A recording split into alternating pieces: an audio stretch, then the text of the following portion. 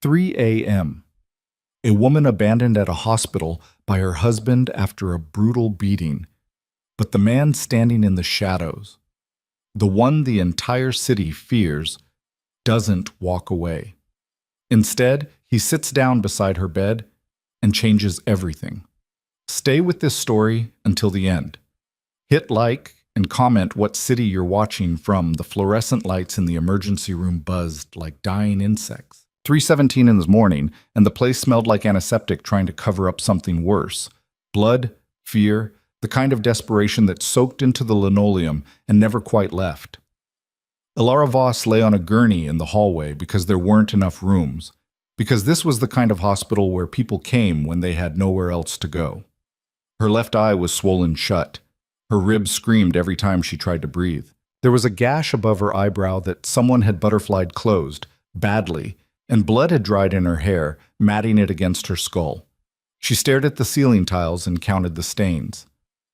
14. 15 if you counted the one that was mostly hidden by the air vent. A nurse had asked her if she wanted to call someone. Ilara had said no, because there was no one. Her mother had been dead for 6 years. Her father longer than that. She'd had friends once before Victor, before he'd slowly, methodically carved them all away until her world was just him and the house and the fear that lived in her chest like a second heartbeat. The nurse hadn't pushed. They never did in places like this. Footsteps echoed down the corridor, expensive shoes on cheap tile. Ilara knew those footsteps. She knew the precise rhythm of them, the way they slowed when he was thinking, sped up when he was angry. She tried to curl into herself, but her body wouldn't cooperate. Everything hurt too much. Victor Halden appeared at the edge of her vision, looking exactly like what he was. A man who'd just come from a charity dinner, still in his tailored suit, silver cufflinks catching the light. He was 43 and handsome in the way that money makes you handsome, with perfect teeth and perfect hair and a smile that had convinced half the city he was a philanthropist instead of what he actually was. He didn't look at her. "Excuse me." His voice was smooth, concerned, the voice he used with journalists and city councilmen. A nurse appeared. A different one this time, older, tired. "I'm Victor Halden. This is my wife." The nurse glanced at Ilara. Ilara said nothing. "I'm afraid she has problems," Victor continued, lowering his voice just enough that it seemed like discretion, like compassion. "Substance abuse. I've tried to get her help, but..." He made a gesture that encompassed everything, the hospital, the hour, the state of her face. "She won't stay in treatment. I can't watch her every second." The nurse's expression shifted. Ilara watched it happen the way it always happened. Sympathy for him. Pity for her, but a different kind of pity. The kind reserved for people who did this to themselves. "I'll make sure her bills are covered," Victor said. He still hadn't looked at her. "But I can't. I have an early flight, a development project in Phoenix. I can't miss it." "Of course, Mr. Halden." He nodded, already turning away. Then he paused just for a second, and his eyes met hers. They were empty. Completely empty. Like looking into a room with all the furniture removed. "Get better, Ilara," he said. Then he walked away and the sound of his footsteps faded.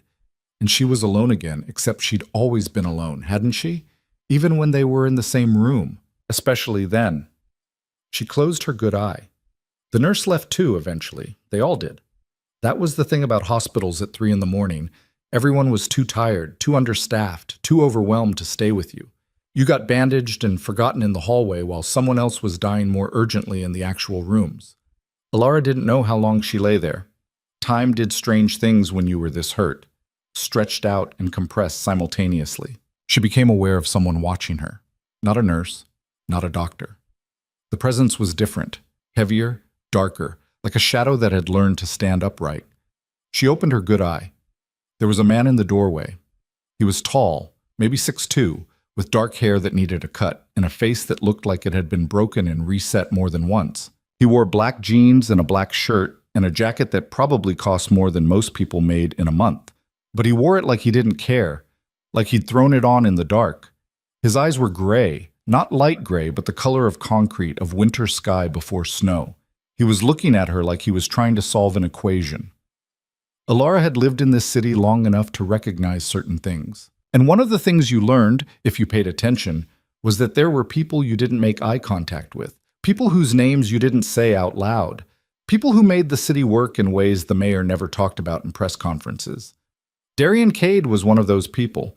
She'd never met him, never even seen him in person. But she'd heard Victor on the phone enough times, heard the way his voice changed when he said that name, half respect, half fear. Victor didn't fear many people. He feared Darian Cade. "You got someone coming for you?" His voice was rough, like he didn't use it much. Alara managed to shake her head. It made the room tilt. He stepped into the hallway, closer. She could see a scar that ran along his jaw, disappearing into his collar. Old, jagged, the kind you got from a knife, not an accident. "He do this?" Darian asked.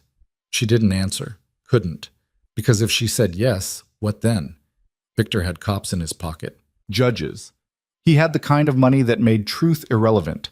And what was Darian Cade going to do? Kill him. That would just make her a widow. Still alone. Still broken. Darian seemed to understand the silence. He pulled over a plastic chair, orange, cracked, the kind that had been in this hospital since the 80s, and sat down next to her gurney. "What are you doing?" Alara's voice came out like sandpaper. "Sitting." "Why?" He was quiet for a long moment. When he finally spoke, it wasn't an answer to her question. "I had a sister once," he said, "long time ago. She got involved with the wrong guy. Kept saying she was fine, kept covering the bruises, kept lying until the day she couldn't anymore." Alara felt something cold slide down her spine. "Where is she now?" "Buried in Westwood Cemetery, Section 9, near the oak tree." The fluorescent lights buzzed. Somewhere down the hall, someone was crying. Soft, hopeless sounds that the walls couldn't quite muffle. "I'm not your sister," Alara said. "No, you're not." "So why are you here?" Darian looked at her then, really looked at her, and she saw something in his face that she hadn't expected. Recognition. Like he saw someone he used to know. "Because nobody was there for her," he said simply. "And you said you don't have anyone." "You were listening." Hallway's quiet. A doctor appeared, clipboard in hand, already talking before he'd even looked up. "Mrs. Halden, we're going to move you to—" He stopped when he saw Darian. His face went carefully blank. "Mr. Cade." "She needs a private room," Darian said. "Not hallway treatment. A room with a door that locks. We're very full tonight. Then make space." It wasn't a threat. Not exactly. But the doctor's pen stopped moving on the clipboard. "Of course, I'll arrange something." He disappeared quickly. Alara stared at Darian. "I can't pay for a private room."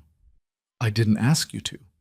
"Why would you—" "Your husband owns half the buildings on the east side," Darian said, cutting her off. His voice was flat, factual. "Apartment complexes mostly. Bought them cheap, renovated them expensive. Charges rent that keeps people one paycheck from the street. 3 of his buildings had fires in the last 2 years. Everyone got out, but barely. Insurance paid him handsomely. He rebuilt, raised the rent." Alara's remaining functional eye widened. "One of those fires killed a maintenance worker," Darian continued. "Miguel Santos, 42, father of 3. He was checking a gas line when the building went up. Your husband sent flowers to the funeral. Big arrangement, lilies and roses. Very tasteful." She felt sick. More sick than she already was. "You think he, I don't think, I know. But knowing and proving are different things." A nurse appeared. The older one from before, but her attitude had completely changed. She was gentle now, almost nervous, as she checked Alara's IV. "Your room is ready, Mrs. Halden. We'll get you moved shortly."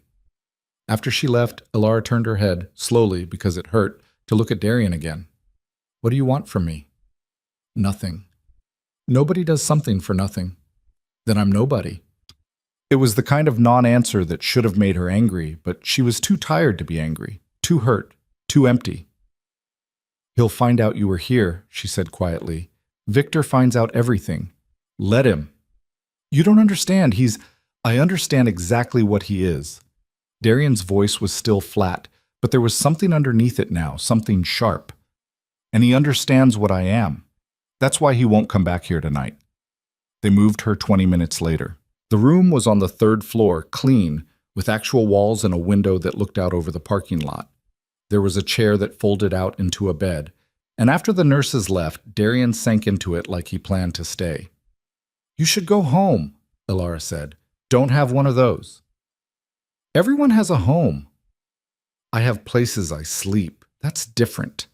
She wanted to argue, but exhaustion was pulling at her like hands dragging her underwater. The pain medication they'd given her was kicking in, making everything soft and distant. "He framed people," she heard herself say. Words spilling out in the dark. For his fires, for insurance fraud. "I saw documents once in his office. I wasn't supposed to be in there, but I was looking for aspirin, and the door was open. He had files, police reports, false witness statements. He plants evidence, pays people off, makes it look like someone else did it. Usually someone who can't fight back." Darian was very still. "You remember any names?" "Robert Keene, he's in prison now. 20 years for arson and fraud. But he didn't do it. Victor did. Victor always does." "How do you know?" "Because the fire happened the night Robert was in the hospital with his daughter. She had pneumonia. I saw the hospital bracelet later in Victor's desk. Visitor log, stamped and dated. He kept it like a trophy, like..." The room was quiet, except for the beep of machines, the hum of the hospital existing around them. "Why are you telling me this?" Darian asked. Elara's good eye was already closing. "Because maybe you'll do something about it. Or maybe you won't. But at least someone else will know. At least I'll have said it out loud." She fell asleep before he could respond.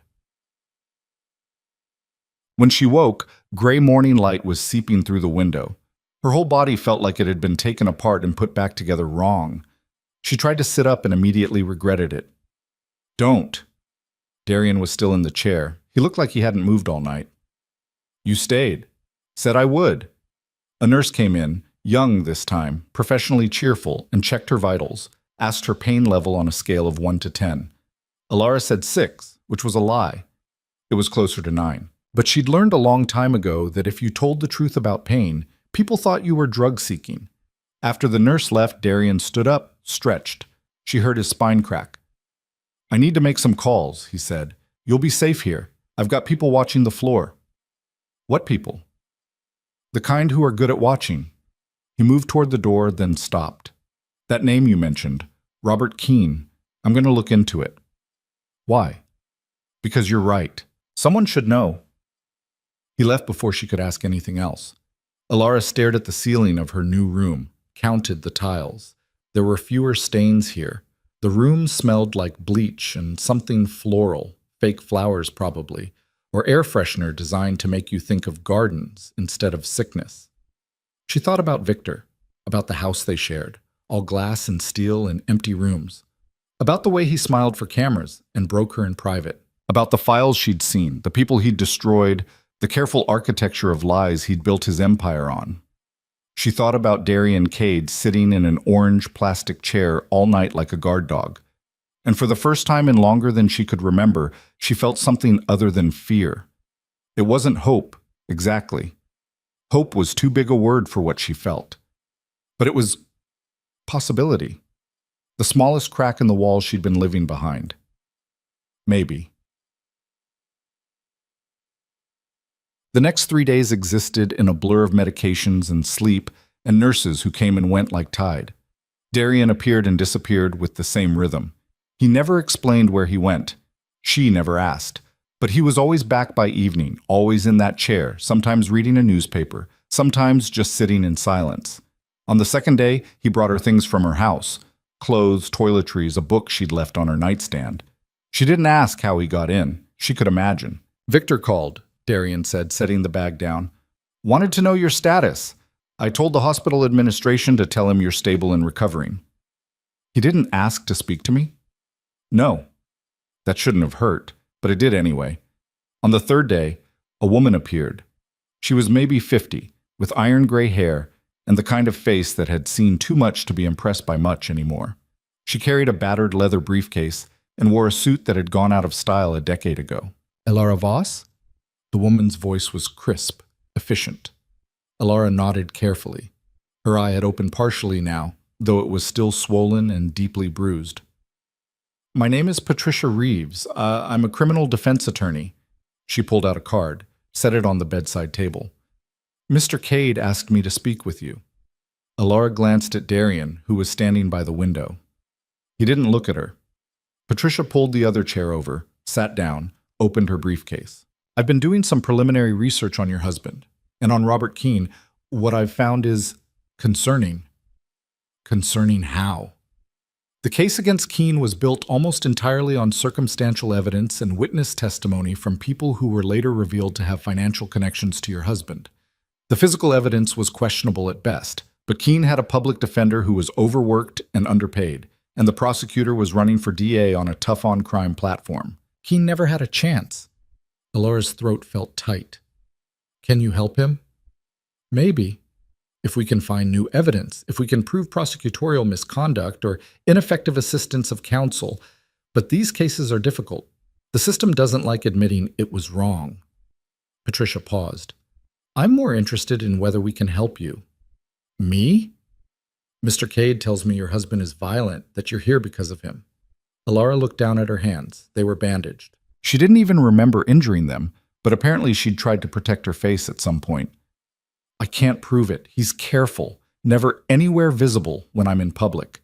And he has connections, money, lawyers who are better than—" She stopped, embarrassed. "Better than me?" Patricia smiled, but it wasn't a warm smile. "Maybe. But they're better at defending guilty people. I'm better at exposing them."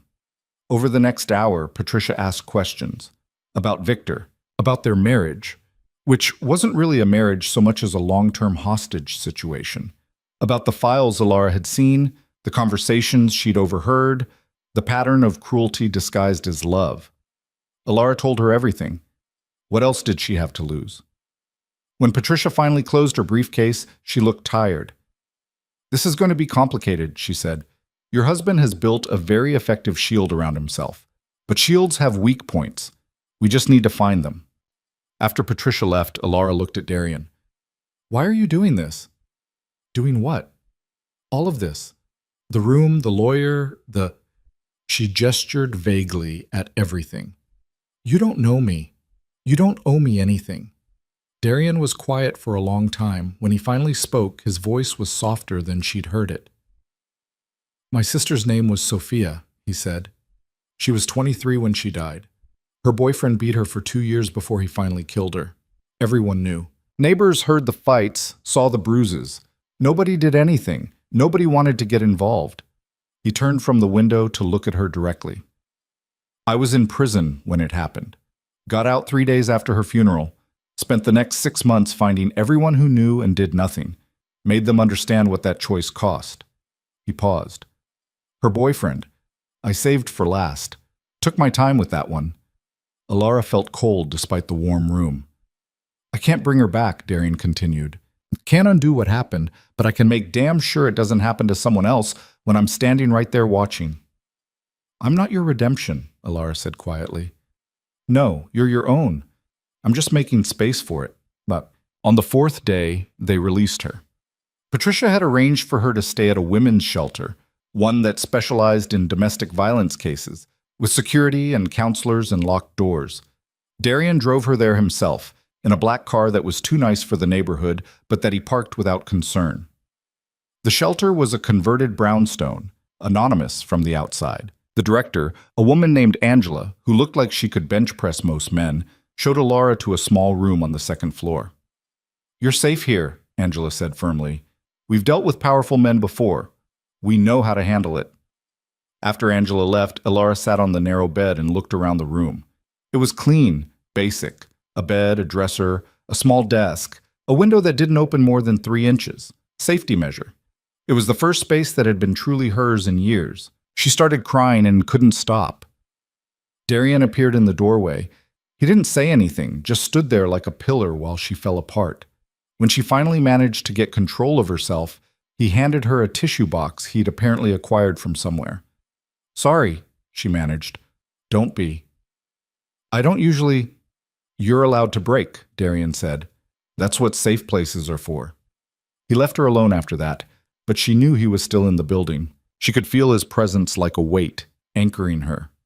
That night, lying in the narrow bed, listening to the sounds of the shelter around her, other women, other stories, other survival, Alara made a decision.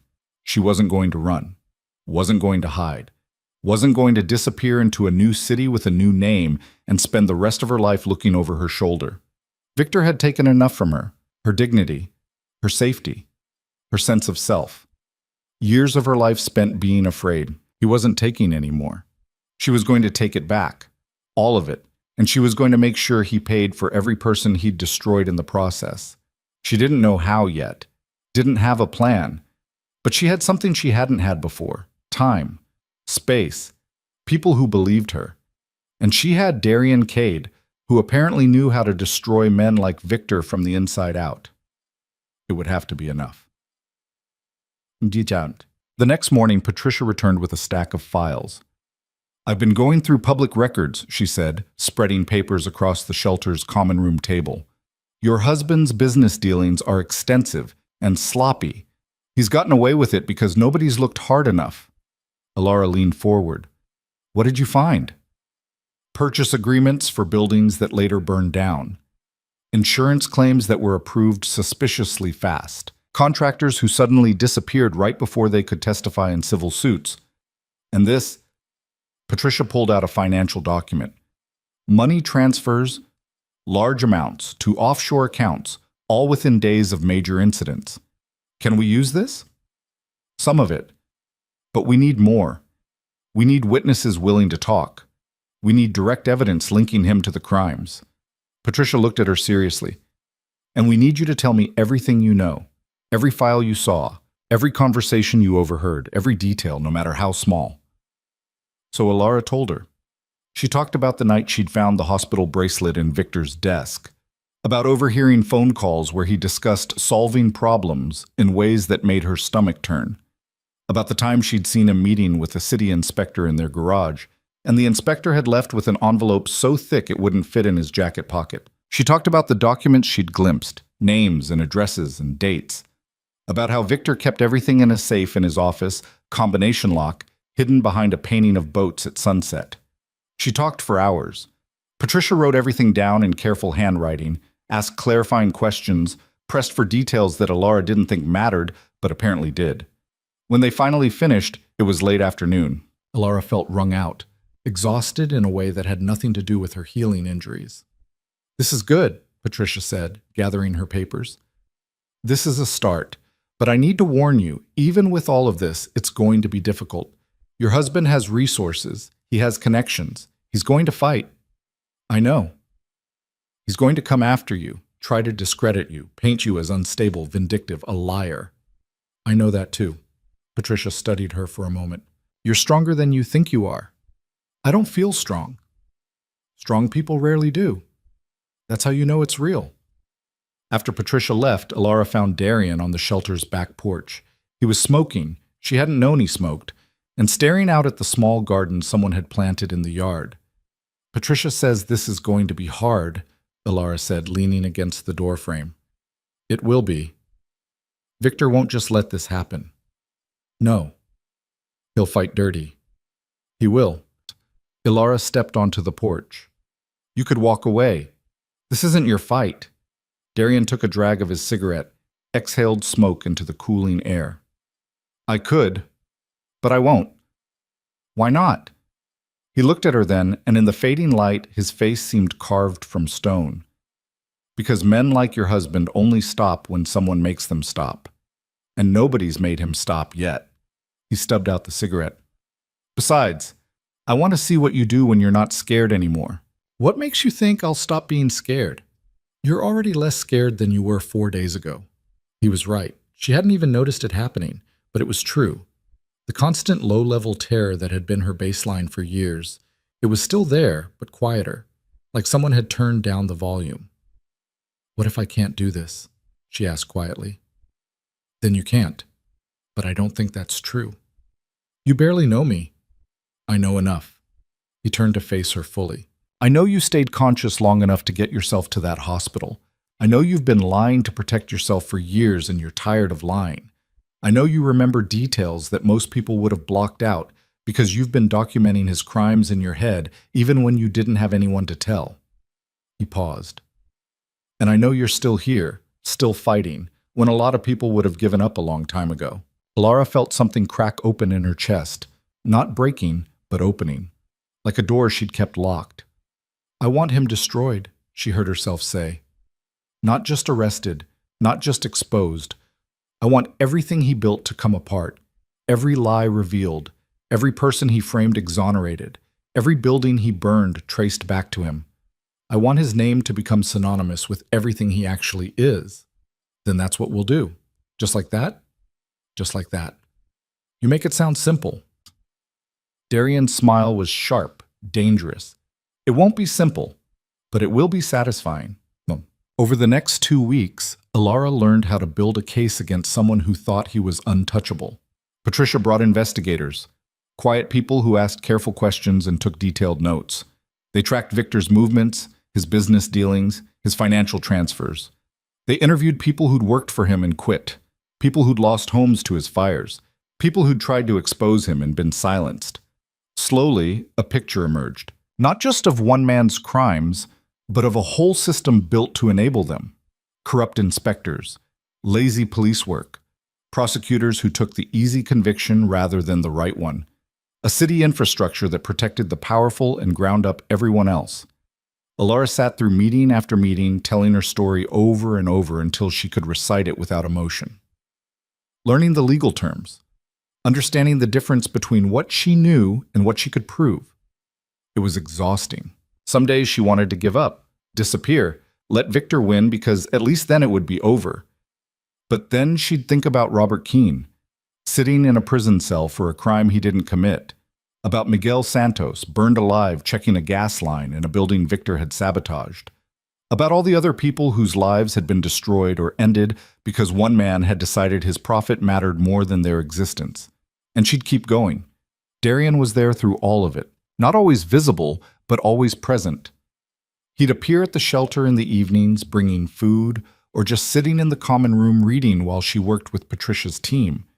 He never pushed, never demanded her attention, but his presence was steady, solid. "Why do you do what you do?" she asked him one night. They were alone in the common room, late. She was going through financial documents, and he was doing something on his laptop that she suspected was illegal. "What do I do?" "Whatever it is that makes people afraid of you." He was quiet for a long moment. "I solve problems that can't be solved through legal channels." "By hurting people?" "Sometimes, when they've hurt others and won't stop." "Doesn't that make you like them?" "Maybe. Probably." He looked at her. "Does that bother you?" Alara considered it. A few weeks ago, the answer would have been yes. Now, "I think it should bother me more than it does," she said honestly. "You're discovering you're not as nice as you thought you were." "Is that what this is?" "Part of it. You're also discovering you're angrier than you thought, and anger properly directed is useful." She went back to the documents, but her mind was still on the conversation. "Your sister, did you—" She stopped, unsure how to ask. "Did I kill him? Her boyfriend?" "Yes." "No." Darian's voice was flat. "Wanted to, but he died in a car accident 3 days before I found him. Ran a red light, T-boned by a semi. Died instantly." He paused. "Sometimes I think about that, about how close I came to becoming a murderer over someone who was already dead. Would you have really done it?" "Yes." The certainty in his voice should have scared her. Instead, she felt something else, a kind of recognition. Because she understood that level of rage. She'd been living with it for years, just hadn't had permission to acknowledge it. "Victor used to tell me I was too soft," she said quietly, "that I cared too much about people who didn't matter, that I needed to be more realistic, more pragmatic. And now? Now I think he mistook kindness for weakness, and he's going to regret that." Darian smiled, a real smile this time, not the sharp, dangerous one. "There you are." "Where?" "The person you're going to be when this is over." Alara looked at him across the table, this man who'd walked into her life at its lowest point and refused to leave. This criminal with a code, This stranger who knew her better than people she'd known for years. "I don't know if I can do this," she admitted. "Yes, you do. You're already doing it." "What if I fail?" "Then you fail, but you won't." "How do you know?" "Because you're not doing this for you anymore. You're doing it for everyone he's destroyed." That's the kind of motivation that doesn't quit. He was right. Somewhere in the process of building this case, it had stopped being about her escape and started being about something larger: justice, truth, the kind of reckoning that men like Victor thought they were immune to. She was going to prove them wrong, all of them. 3 weeks after Alara left the hospital, Victor's lawyer sent papers to the shelter. Angela brought them to her room, face tight. "These just arrived by courier. I'm sorry." Alara took the envelope. Her hands didn't shake. That was progress, she supposed. A month ago, just seeing Victor's law firm's letterhead would have sent her into a panic spiral. The papers were exactly what she'd expected: divorce filing, allegations of mental instability, substance abuse, a request for her to vacate any claim to their shared assets due to her ongoing personal struggles and departure from the marital home without cause. There was also a restraining order against her, claiming she'd made threats, that he feared for his safety, that she was unstable and potentially violent. She read through it twice, then set it down carefully on her desk. "Alara?" Angela was still standing in the doorway, concern etched across her face. "I'm fine." "You don't look fine." "I'm angry. That's different." She picked up her phone, a burner that Darian had given her, untraceable, and called Patricia.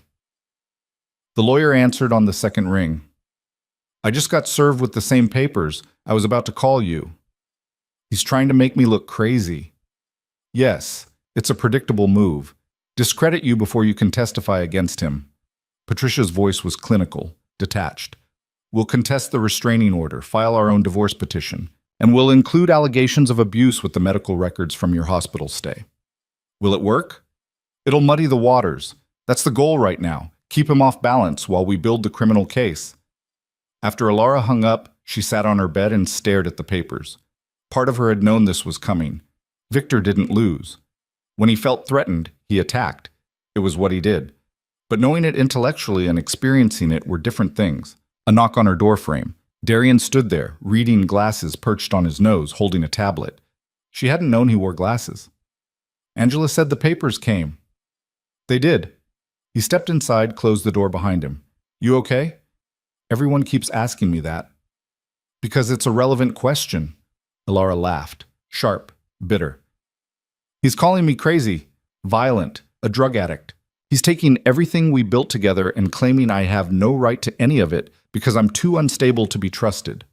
She looked up at Darian. "And the worst part? People will believe him because he's Victor Halden, philanthropist and civic leader, and I'm just the hysterical wife." Darian sat down in her desk chair, turned it backward, straddled it. "So prove them wrong." "How?" "By being exactly what you are. Calm, rational, detailed, unshakable." He pulled off his glasses, folded them carefully. "He wants you to fall apart. Don't give him the satisfaction." "Is that what you did? When your sister died?" "No, I burned down half the neighborhood and spent 3 years in prison." He met her eyes. "Learn from my mistakes." Despite everything, Alara almost smiled. "That's your advice? Don't commit felonies?" "I'm full of wisdom." The tension in the room shifted, eased slightly. Darian had that effect sometimes, cutting through her spiral with blunt honesty that somehow helped more than sympathy. "Patricia wants to include the hospital records in the divorce response," Alara said. "Photos of my injuries, medical documentation of the assault." "Good. It'll be public. Everyone will see. Let them." "You don't understand. This city, people here worship him. They think he's—" "I know what they think," Darian interrupted. "I also know what he is. And soon they will too." He pulled out his tablet, tapped the screen a few times, then handed it to her. It was a financial flowchart, complex, detailed, showing money moving from Victor's primary business accounts through a series of shell companies, then to offshore holdings, then back again in smaller increments to what looked like individual payments. "What is this?" "Your husband's money laundering operation. He's been doing it for years, taking insurance payouts from his arson jobs, running them through fake companies to make them look legitimate, then bringing them back clean to fund more property purchases. Elara zoomed in on the chart. The amounts were staggering. Millions, tens of millions. How did you get this? I have people who are good with numbers and good at finding things people want hidden. Is this legal? The chart is. How we obtain the source data is questionable, meaning it won't hold up in court, meaning we use it as a roadmap. Show Patricia where to look. She gets subpoenas, does it the right way, finds the same information through legal channels. Darian leaned back in the chair. We're just saving her time. Elara studied the chart. There were names she recognized, construction companies Victor had contracted with, city officials she'd met at fundraisers, even a judge she remembered from a dinner party. Judge Wallenstein is on here, she said slowly. He approved the building permits for the Riverside complex, same building that burned down 6 months later. He got a consulting fee of $50,000 from one of Victor's shell companies 2 weeks after the permits were filed. That's bribery. Yes. We can prove this? Patricia can, if she knows where to look. Elara set down the tablet. Her mind was racing, connecting dots. If we can prove Victor bribed a judge, that calls into question every case that judge presided over, including Robert Keene's. And if we can get Keene's conviction overturned, then Victor's whole empire starts to crack, because Keene won't be the only one. There will be others. And once people start talking, once they realize they can fight back, it's going to be a flood. Elara looked at Darian, really looked at him. This man who'd sat by her hospital bed, who'd protected her, who was now methodically helping her dismantle her husband's entire life. Why are you really doing this? She asked quietly. I told you. No. Not the story about your sister. That's part of it, but it's not all of it. She stood up, moved closer. You could have just kept me safe. Put me in a shelter, made sure Victor couldn't find me, walked away. But you didn't. You're going after him, actively hunting him. Why? Darian was quiet for a long moment. When he spoke, his voice was different, raw. Because I'm tired, he said. Tired of watching men like him win. Tired of seeing people like you get destroyed while people like him get awards and newspaper profiles. Tired of a system that protects the powerful and feeds on everyone else. He stood up, faced her. And because for once, I have a chance to actually fix something instead of just breaking it. So yeah, maybe I'm doing this for selfish reasons. Maybe I need to believe that something can actually be made right. The honesty of it hit her like a physical thing. You're not as hard as you pretend to be, Elara said. I'm exactly as hard as I need to be. But that doesn't mean I like it. Before she could respond, her phone rang. Patricia. We have a problem, the lawyer said without preamble. Robert Keene's appeal was denied this morning. The appellate court ruled that even if there were irregularities in his original trial, he'd failed to file the appeal within the appropriate time frame. Elara felt her stomach drop.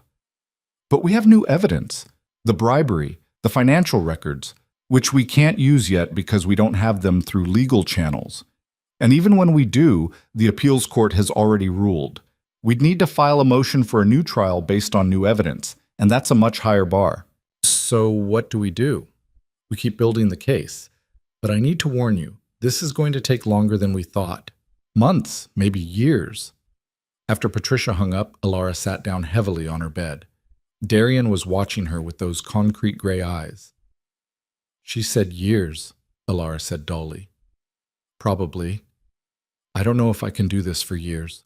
Living in a shelter, hiding, building a case that might never go anywhere. So don't hide. She looked up at him. What? Stop hiding. Stop acting like you're the one who did something wrong. Darian moved to the window, looked out at the street below. Your husband filed for divorce. Fine. File back. Include the abuse allegations. Make him defend himself publicly. Make him hire expensive lawyers and go to depositions and explain himself under oath. He'll crush me. His lawyers will find out that you have very good lawyers of your own and that you're not alone anymore. He turned back to her. You want to take years building a perfect case? Or do you want to hit him now, hard, and make him bleed while we build it? Elara felt something ignite in her chest. Both. Good answer. That night she called Patricia back. File the divorce response, Elara said. Include everything. The hospital records, the photos, the abuse allegations, and I want to give a deposition, on record. Let him try to call me crazy when I'm sitting across from his lawyers, answering questions calmly and specifically. Patricia was quiet for a moment. Are you sure? Once we do this, there's no taking it back. This becomes public, your injuries, your story, all of it. I'm sure. Okay, I'll draft the response tomorrow. We'll schedule the deposition for next week. After hanging up, Alara felt something she hadn't felt in a long time. Not quite hope, not quite confidence, but something like determination, like standing on solid ground for the first time in years. The next morning, Angela found her in the common room early, drinking terrible shelter coffee and reviewing financial documents. You're up early, Angela said, pouring her own cup. Couldn't sleep. Nervous about the deposition? Terrified. Angela sat down across from her. Can I give you some advice? Please. I've been running this shelter for 15 years. I've seen hundreds of women come through here. The ones who make it, the ones who actually get out and stay out, they're not the ones who aren't afraid. They're the ones who do it anyway. That's what everyone keeps telling me. Because it's true. Angela wrapped her hands around her coffee mug. Your husband is going to try to make you small again. That's what men like him do. They can't stand the idea of someone they controlled becoming uncontrollable. But you're not small anymore, Alara. You haven't been for weeks. Don't let him convince you otherwise. The deposition was scheduled for the following Tuesday at Patricia's office. Alara spent the intervening days preparing, going over her timeline, her story, the details of her marriage. Patricia drilled her relentlessly, asking the same questions different ways, teaching her how to answer without volunteering extra information, how to stay calm when the questions got hostile. They're going to try to rattle you, Patricia warned. They'll ask about your mental health, your past, anything they can use to make you look unstable or vindictive. Stay focused. Answer the question asked, nothing more. What if I don't know the answer? Then you say, I don't know, or I don't recall. Never guess. Never speculate. Darian sat in on some of the practice sessions, silent in the corner. Afterward, he'd give his own feedback. You're apologizing too much, he said after one particularly grueling practice round. Every other answer starts with, I'm sorry, but stop apologizing. It's polite. It's weak. You're not sorry. You're stating facts. State them. It was harsh, but he was right. She was still carrying the habits of her marriage. The constant apologizing, the softening of every statement, the need to make herself smaller to avoid conflict. She practiced in front of the mirror that night. He hit me. He broke my ribs. He left me at the hospital. No apologies, no hedging, just truth. It felt powerful and terrifying. Tuesday arrived cold and gray. Patricia picked her up from the shelter in her sensible sedan. They drove in silence through morning traffic, downtown to the law offices of Brennan and Associates, Victor's attorneys. The building was all glass and steel, the kind of place designed to intimidate. The lobby had marble floors and a reception desk that probably cost more than most people's cars.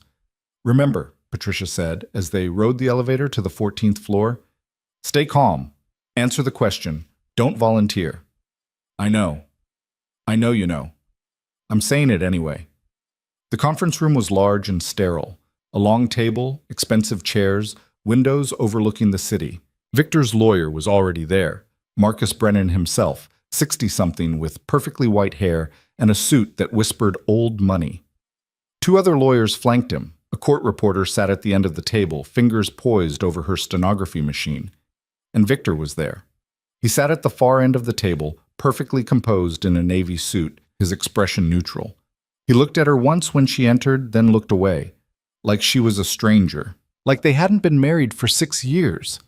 Alara's heart hammered, but she kept her face blank, sat down in the chair Patricia indicated, folded her hands on the table. The court reporter swore her in. Brennan started gently, her full name, her age, where she grew up, when she married Victor. Simple questions designed to establish basic facts and get her comfortable. Then he shifted. Mrs. Halden, can you tell us about your substance abuse issues? Alara kept her voice level. I don't have substance abuse issues. Your husband has indicated that you struggle with alcohol dependency. My husband is lying. Brennan's eyebrows rose. That's quite an accusation. It's quite a lie. Patricia touched her arm lightly. A warning. Alara took a breath. I don't drink, she said more calmly. I haven't had alcohol in over 2 years. Why did you stop? Because my husband told me I was embarrassing him at social events. So I stopped drinking entirely to avoid giving him any reason to criticize me. Brennan made a note. But you were hospitalized 3 weeks ago with injuries consistent with intoxication, stumbling, impaired judgment. I was hospitalized with injuries consistent with being beaten. Specifically, I had 2 broken ribs, a concussion, facial contusions, and defensive wounds on my hands and arms. And how did you sustain those injuries? Alara looked directly at Victor. He was watching her now, his face still carefully neutral. My husband beat me, she said clearly. He came home angry about a business deal that had fallen through. I was in the kitchen. He grabbed me by the hair, threw me against the counter, and when I tried to protect myself, he kept hitting me until I couldn't stand up anymore. Then he drove me to the hospital and told the staff I was a drug addict, so no one would believe me if I told the truth. The silence in the room was heavy. Brennan recovered quickly. Do you have any proof of these allegations? Medical records documenting my injuries, photographs taken by the hospital staff, and the testimony of the ER doctor who treated me and noted that my injuries were inconsistent with a fall or accident. But no witnesses to the actual incident. It's hard to get witnesses when someone beats you in your own home. Mrs. Halden. Ms. Voss, Alara interrupted. I prefer to use my maiden name. Brennan's jaw tightened slightly. Ms. Voss, isn't it true that you left the marital home without informing your husband of your whereabouts? Yes. Why? Because I was afraid he'd kill me if I stayed. That's quite dramatic. It's quite true. The deposition went on for 3 hours. Brennan asked about her mental health. She answered that she'd seen a therapist briefly after her mother died, but had no history of psychiatric treatment. He asked about her finances. She explained that Victor controlled all their money, that she had no access to bank accounts or credit cards in her own name.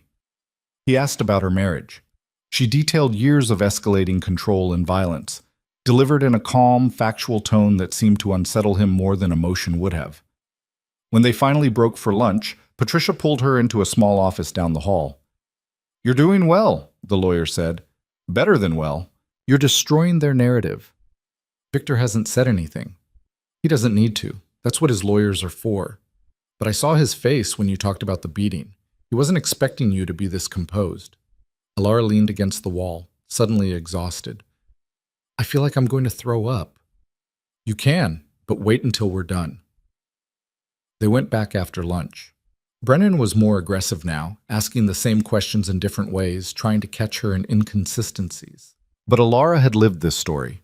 She didn't need to remember lies because she was telling the truth. Finally, late in the afternoon, Brennan shifted tactics. Ms. Voss, are you aware that you're currently residing in a shelter funded in part by your husband's charitable foundation? Patricia stiffened beside her. I wasn't aware of that, Alara said carefully. The Halden Foundation donated $100,000 to the Riverside Women's Shelter last year. That's the facility where you're currently staying, correct? Yes. So your husband, whom you're accusing of abuse, is actually providing the funding for your current housing. Don't you find that ironic? I find it convenient, Alara said. My husband is very good at looking generous while being cruel. That's how he's gotten away with it for so long. Brennan leaned forward. Ms. Voss, isn't it true that you're making these allegations because you want money? That you're attempting to extort your husband by threatening his reputation unless he gives you a favorable divorce settlement? Alara felt Patricia tense, ready to object, but Alara spoke first. I don't want his money, she said. I want him in prison. The words hung in the air. Prison? Brennan repeated. Yes, for the crimes he's committed, the arson, the fraud, the bribery, the people he's framed and destroyed to build his empire. She looked directly at Victor again. I'm not here for a divorce settlement, Mr. Brennan. I'm here because I'm building a criminal case against my husband, and this deposition is just the beginning. Victor's careful neutrality finally cracked. His jaw tightened, his eyes went cold. Brennan recovered quickly. I think we're done here. We have more questions, one of the junior lawyers started, I said we're done. Brennan stood up. We'll reconvene at a later date. In the elevator going down, Patricia was quiet. When they reached the lobby, she finally spoke. That was either brilliant or catastrophic. I'm not sure which yet.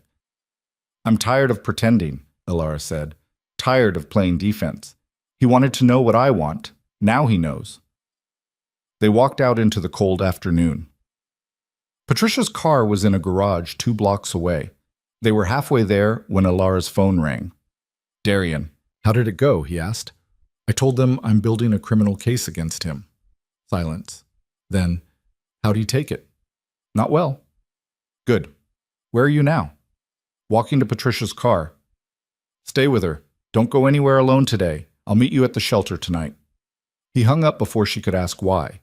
Patricia drove her back, talking through the deposition, what went well, what could have gone better. But Alara was only half listening. She kept replaying the moment when she'd looked at Victor and told him the truth. The moment his mask had slipped. He was afraid. She'd seen it, just for a second. He was actually afraid of her. That night, Darian showed up at the shelter with takeout Chinese food and a grim expression. Victor's lawyers filed an emergency motion this afternoon, he said, unpacking containers of lo mein and kung pao chicken. They're claiming you made threats during the deposition, asking for an immediate restraining order to be enforced. Of course they are. Patricia's fighting it. Hearing is tomorrow morning, but it means you can't go near him, his home, his offices, or any of his properties until the judge rules. I wasn't planning to. Darian opened a container, handed her chopsticks. There's something else. One of my people saw a car outside the shelter this afternoon. Expensive sedan, tinted windows. Just sitting there for about an hour, then it left. Alara felt cold. You think Victor sent someone? I think he's realizing you're serious, and men like him don't like being threatened. What do I do? You keep doing exactly what you're doing, but you're careful. You don't go anywhere alone, you vary your routine, and you trust that I'm watching. They ate in silence for a while. The kung pao was too spicy, but Alara ate it anyway, welcoming the burn. It felt cleansing somehow. I scared him today, she said finally. I could see it. You should have. You basically declared war. Is that what this is? A war? Darian looked at her across the plastic containers and cheap takeout.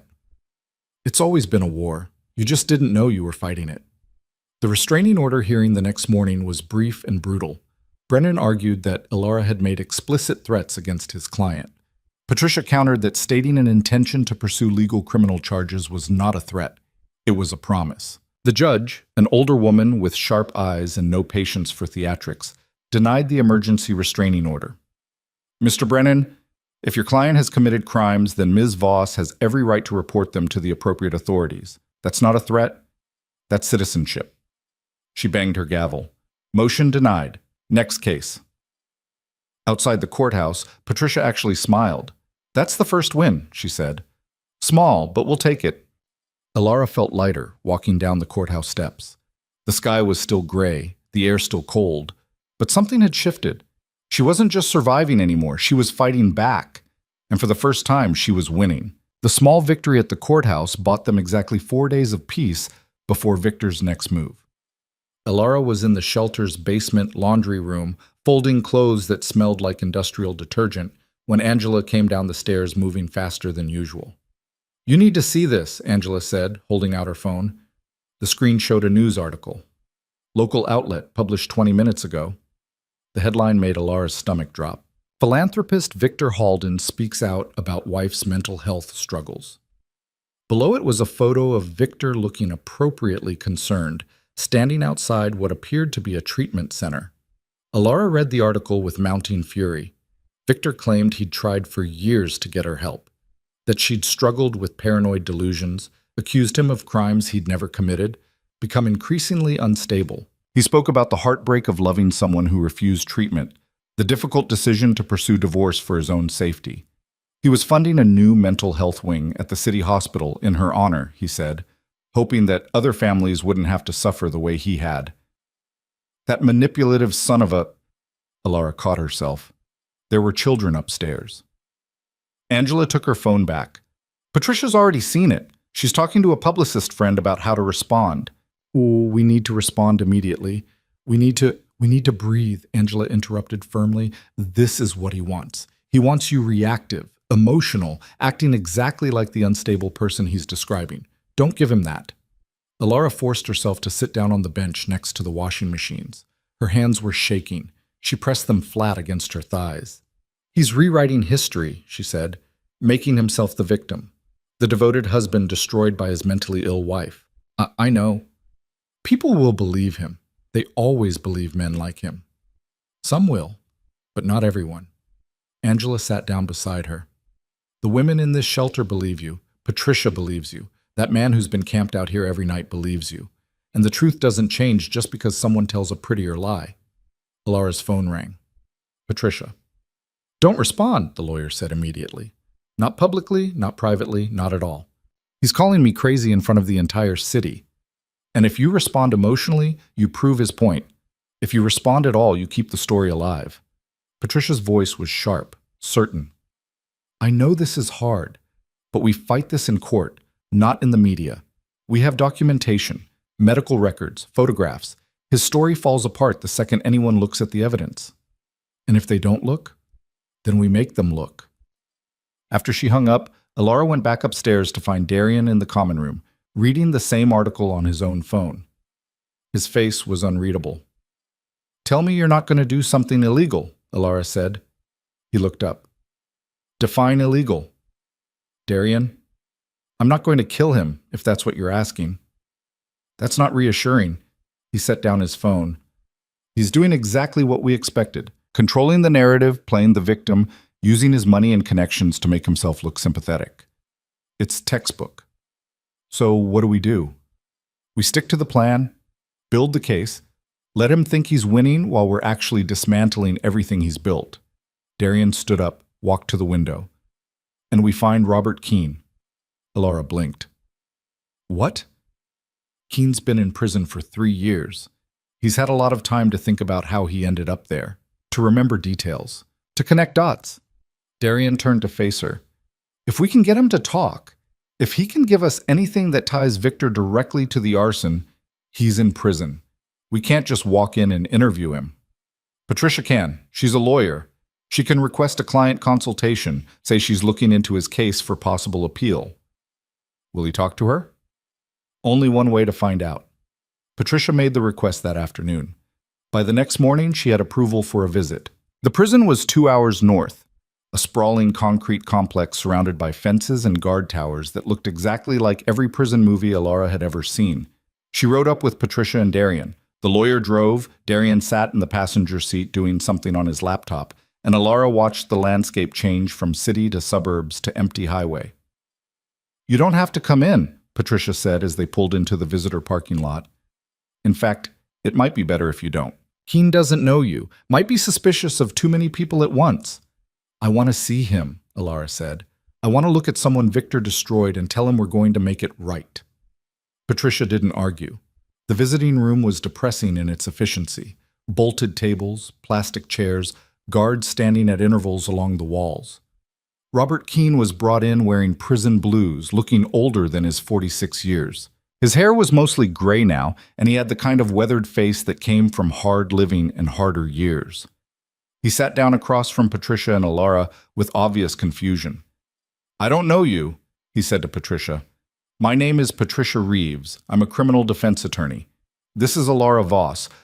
We're here because we think you were framed for a crime you didn't commit. Keene's expression didn't change. You're about 3 years too late for that conversation.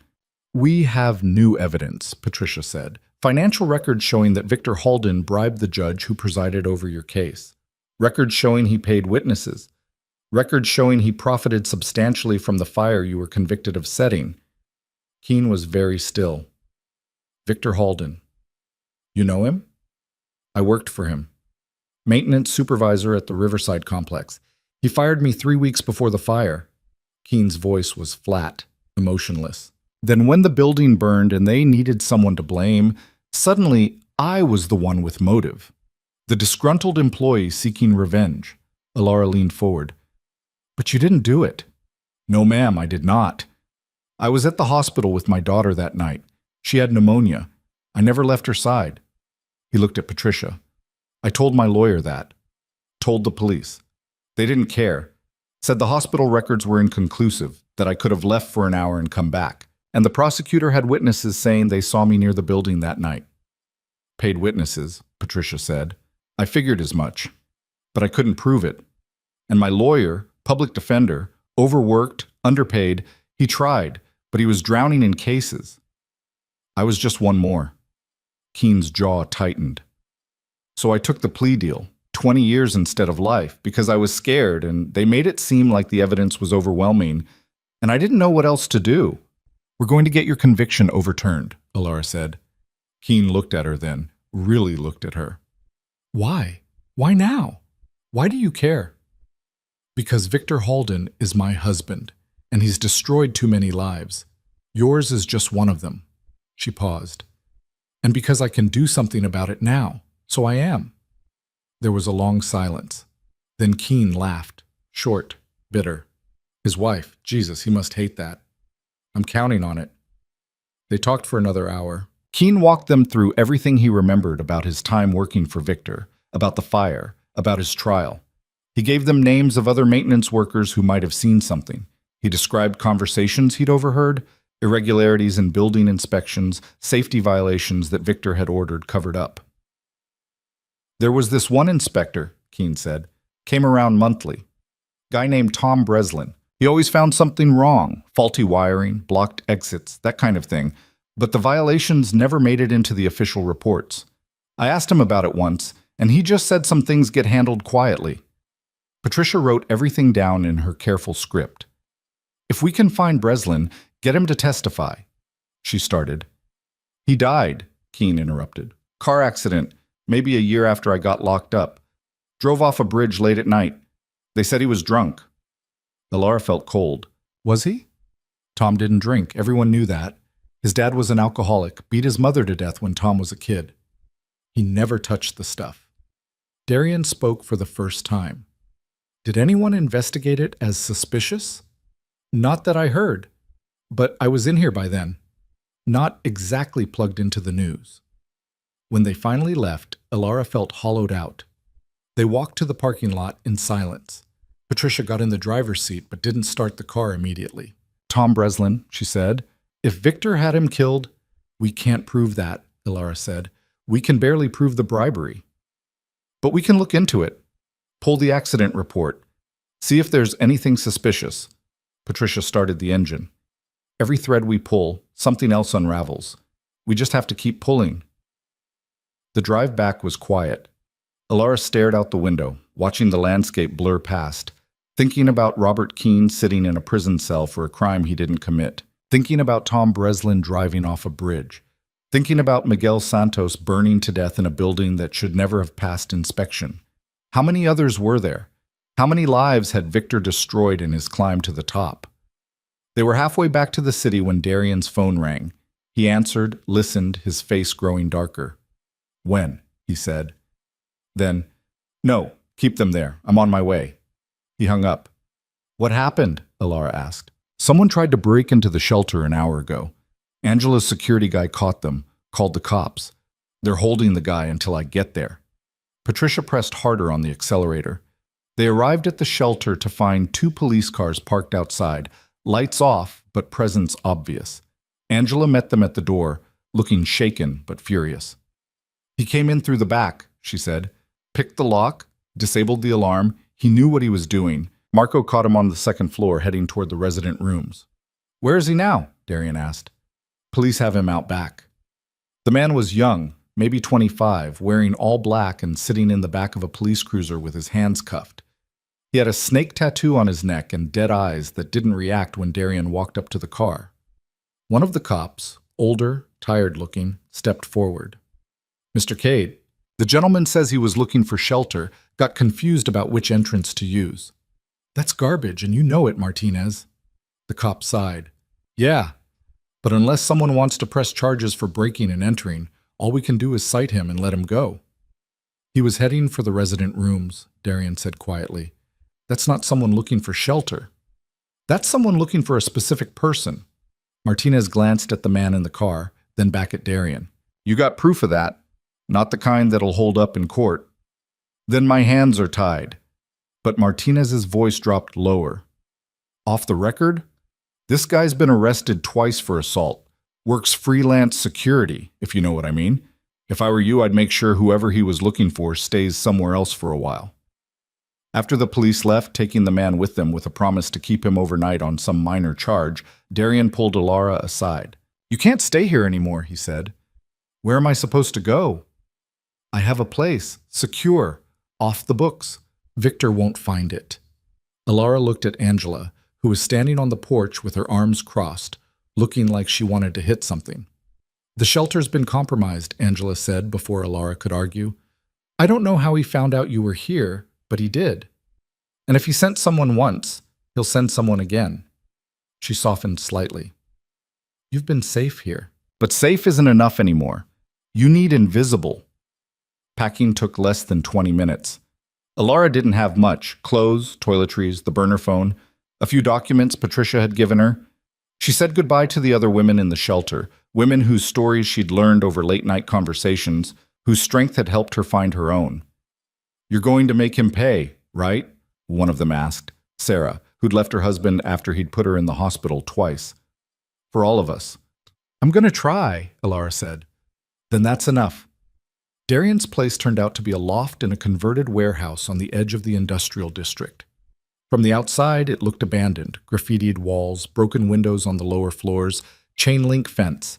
But inside, it was clean and spare and surprisingly comfortable. High ceilings, exposed brick, furniture that was minimal but quality. How long have you had this place? Alara asked, setting her bag down.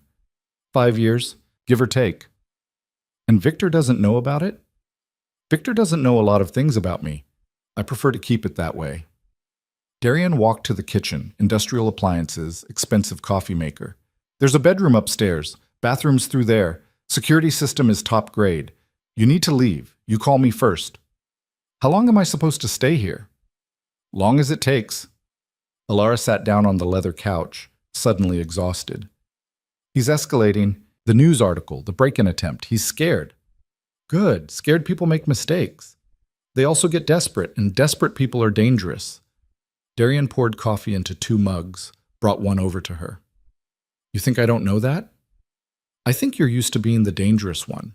But Victor has resources you don't. Money, connections, legal power. And you have something he doesn't. What's that? The truth. And people who believe you.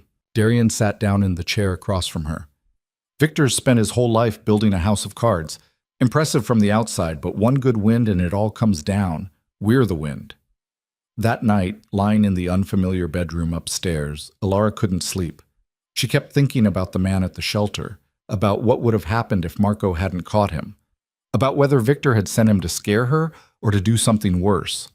She got up, went downstairs, found Darian sitting at the kitchen counter in the dark, laptop open, screen illuminating his face in blue light. Can't sleep? He asked without looking up. What are you working on? Tom Breslin's accident report. Patricia sent it over. He turned the laptop so she could see. Single vehicle accident, late night. Car went through a guardrail, landed in the river. Breslin's blood alcohol was .12. Legally drunk. Bakeen said he didn't drink. He didn't. But the report says they found an empty vodka bottle in the car. Expensive stuff. Grey Goose. Alara moved closer, reading over his shoulder. That doesn't make sense. If you're an alcoholic's kid who swore off drinking, you don't suddenly start with top-shelf vodka. No, you don't. Darian scrolled down. But you might have a drink forced on you, or drugged and then staged to look like drunk driving. Can we prove that? Not anymore. Breslin's been dead 3 years. Body's cremated. No evidence to retest. He closed the laptop. But it's one more piece that doesn't fit Victor's story. One more person who died conveniently. How many are there? People who died conveniently? I'm working on that list. They sat in silence for a while. Through the high windows, the city sprawled out below them. Lights and shadows, millions of people living their lives, most of them having no idea that people like Victor Halden, existed in their midst. "Do you ever regret it?" Alara asked. "The things you've done, the people you've hurt." Darian was quiet for a long time. "Some of them. The ones who probably didn't deserve it. The ones who were just in the way." He looked at her. "But the ones who did deserve it? No, I sleep fine after those." "That should probably scare me more than it does." "Probably." "I think there's something wrong with me," Alara said softly. "I should be more horrified by all of this. By you. By what we're doing. But mostly I just feel angry, and I want Victor to suffer the way he's made other people suffer." "That doesn't make you wrong. That makes you human. What if we can't prove it? What if we get everything, the financial records, the witnesses, the evidence, and it's still not enough? What if he walks away from this?" Darian stood up, moved to the window. "Then we find another way. There's always another way." "You mean?" "I mean, justice and law aren't always the same thing. And if the law won't give those people justice, then someone else has to." Alara joined him at the window. "You'd kill him, if it came to that." "Yes." "And if I asked you not to?" "Then I wouldn't." She believed him. That was the strange thing. This man who'd done terrible things, who lived in shadows and solved problems with violence, would stop if she asked. Would hand Victor over to a broken system that might not convict him, just because she said so. "I don't know if I would ask you not to," Alara admitted. "If we get to the end of this and he's still free, still destroying lives, I don't know if I'd stop you. You don't have to decide that now." "When do I have to decide?" "If we get there, you'll know." The next morning, Patricia called with news. She'd gotten subpoenas approved for Victor's financial records, the legitimate ones held by banks and accounting firms. It would take weeks to process everything, but it was a start. "We're also getting traction on the Breslin case," Patricia said. "I found his sister. She lives in Oregon now, but she's willing to talk. Says she never believed her brother got drunk and drove off a bridge." "Can she testify?" "About what her brother was like? His character?" "Yes." "About the accident itself?" "No, she wasn't there." Patricia paused. But she did say something interesting. Tom called her the day before he died. Said he'd found something in Victor Halden's files, something big. He was going to turn it over to the state inspector general's office. And then he died. "And then he died?" Alara felt the pieces clicking together. "We need to find what he found. If he made copies. His sister says he kept everything in a storage unit. She still has the key. She's mailing it to me." After she hung up, Alara told Darian. "How long until Patricia gets the key?" he asked.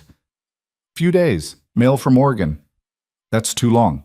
We need to know what's in that unit now before Victor realizes we're looking." "How do we—" Alara stopped. "You're going to break into a storage facility. I'm going to retrieve evidence that belongs in a criminal investigation." "That's the same thing." "Legally, yes. Practically, no." Darian was already pulling up a map on his phone. Breslin's sister said, "Which facility?" Patricia didn't mention it. "I'll call her." 10 minutes later, he had the information. The storage facility was on the south side, one of those massive complexes with hundreds of units. Breslin's sister had given Patricia the unit number along with the key. "We'll go tonight," Darian said. "Late. After the office closes." "I'm coming with you." "No." "Yes, this is my fight, Darian. I'm not sitting in your loft while you do the dangerous work." "It's not dangerous. It's trespassing." "Then there's no reason I can't come." He looked at her for a long moment, then sighed. "Fine.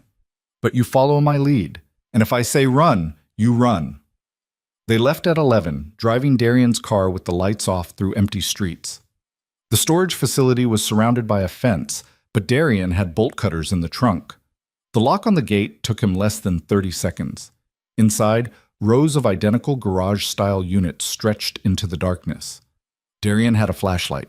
He led them through the maze to Unit 247. This lock took longer. It was a heavy-duty padlock, and Darian had to use some kind of pick set Alara didn't want to think too hard about. Finally, it clicked open. Inside, the unit was packed with boxes, furniture, file cabinets. "Breslin kept everything," Darian muttered, shining his light around. They started searching. 20 minutes in, Alara found a file box labeled Riverside Complex Violations. "Darian," he came over. Inside were folders, each labeled with a date. She pulled out the most recent one. Inside were inspection reports, detailed documentation of code violations, photos of faulty wiring, corroded gas lines, blocked fire exits, and notations in the margins in what must have been Breslin's handwriting. Reported to management March 15th, no action taken. Follow-up April 2nd, violations still present.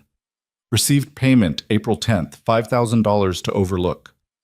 He documented everything, Ilara breathed. Every violation he was paid to ignore. Every time Victor bribed him. Darian was photographing pages with his phone, working quickly. Keep looking. If there's more, Ilara found it in the next box. A ledger. Handwritten entries going back years. Names, dates, amounts, payments received, buildings inspected, violations found and buried, and at the bottom of the box, a USB drive. Take it all, Darian said. We'll sort through it somewhere secure. They loaded everything into Darian's car, 3 boxes total, the file cabinets too heavy and obvious to move. As they drove away, Ilara looked back at the storage facility. Tom Breslin was going to turn this over, she said. He was going to expose Victor. And Victor found out, had him killed, made it look like an accident. We can't prove that. Not yet. But we have his documentation of the bribes. That alone is enough to reopen multiple investigations. Back at the loft, they spread everything out on the floor. Ilara went through the files while Darian examined the USB drive on his laptop. It's encrypted, he said after a few minutes. But not well. Give me an hour. 40 minutes later, he had it open. Jesus, he said softly. Ilara looked over. The screen showed a spreadsheet. Hundreds of entries. Buildings, dates, amounts paid, violations found, violations reported. The violations reported column was almost entirely blank. How many buildings are on here? Ilara asked. Darian scrolled. 43. All owned by Victor or his shell companies. All inspected by Breslin. All paying him to look the other way. And Riverside, the one that burned? Darian searched, found it. 6 major violations, including a faulty gas line on the 3rd floor. Breslin noted he told Victor it needed immediate repair or the building should be evacuated. And Victor paid him $10,000 to report the building as code compliant. Ilara felt sick. Miguel Santos died because of that gas line. And Breslin knew he took the money anyway, then felt guilty enough to document everything. Too bad his guilt didn't kick in before someone died. Yeah. They worked until 3 in the morning, cataloging everything, cross-referencing with Patricia's existing evidence. When they finally stopped, Ilara's eyes hurt and her head was pounding. This is it, she said. This is what we needed. Proof that Victor knew about the violations. Proof he paid to hide them. Proof he's responsible for Santos's death. It's good, but we need to get it to Patricia the right way. Chain of custody matters. If we just hand this over, a good lawyer will argue it's inadmissible. So what do? We make it look like Patricia found it herself. Guide her to the storage unit. Let her get a warrant. Do it legal. Ilara looked at all the evidence spread across the floor. And in the meantime? In the meantime, we keep it safe. And we keep looking. For what? For whatever else Victor's hiding. Because men like him always have more secrets. Darian started carefully packing the files back into their boxes. And the more we find, the harder he falls. Patricia got the warrant 3 days later. Ilara watched from Darian's loft as the lawyer called with updates. First the judge's approval, then the drive to the storage facility with 2 investigators, then the careful documentation of everything inside Unit 247. It's all here, Patricia said, her voice tight with excitement. Everything Breslin documented. The violations, the payments, the whole operation.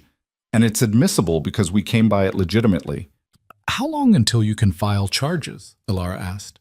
Weeks? Maybe months?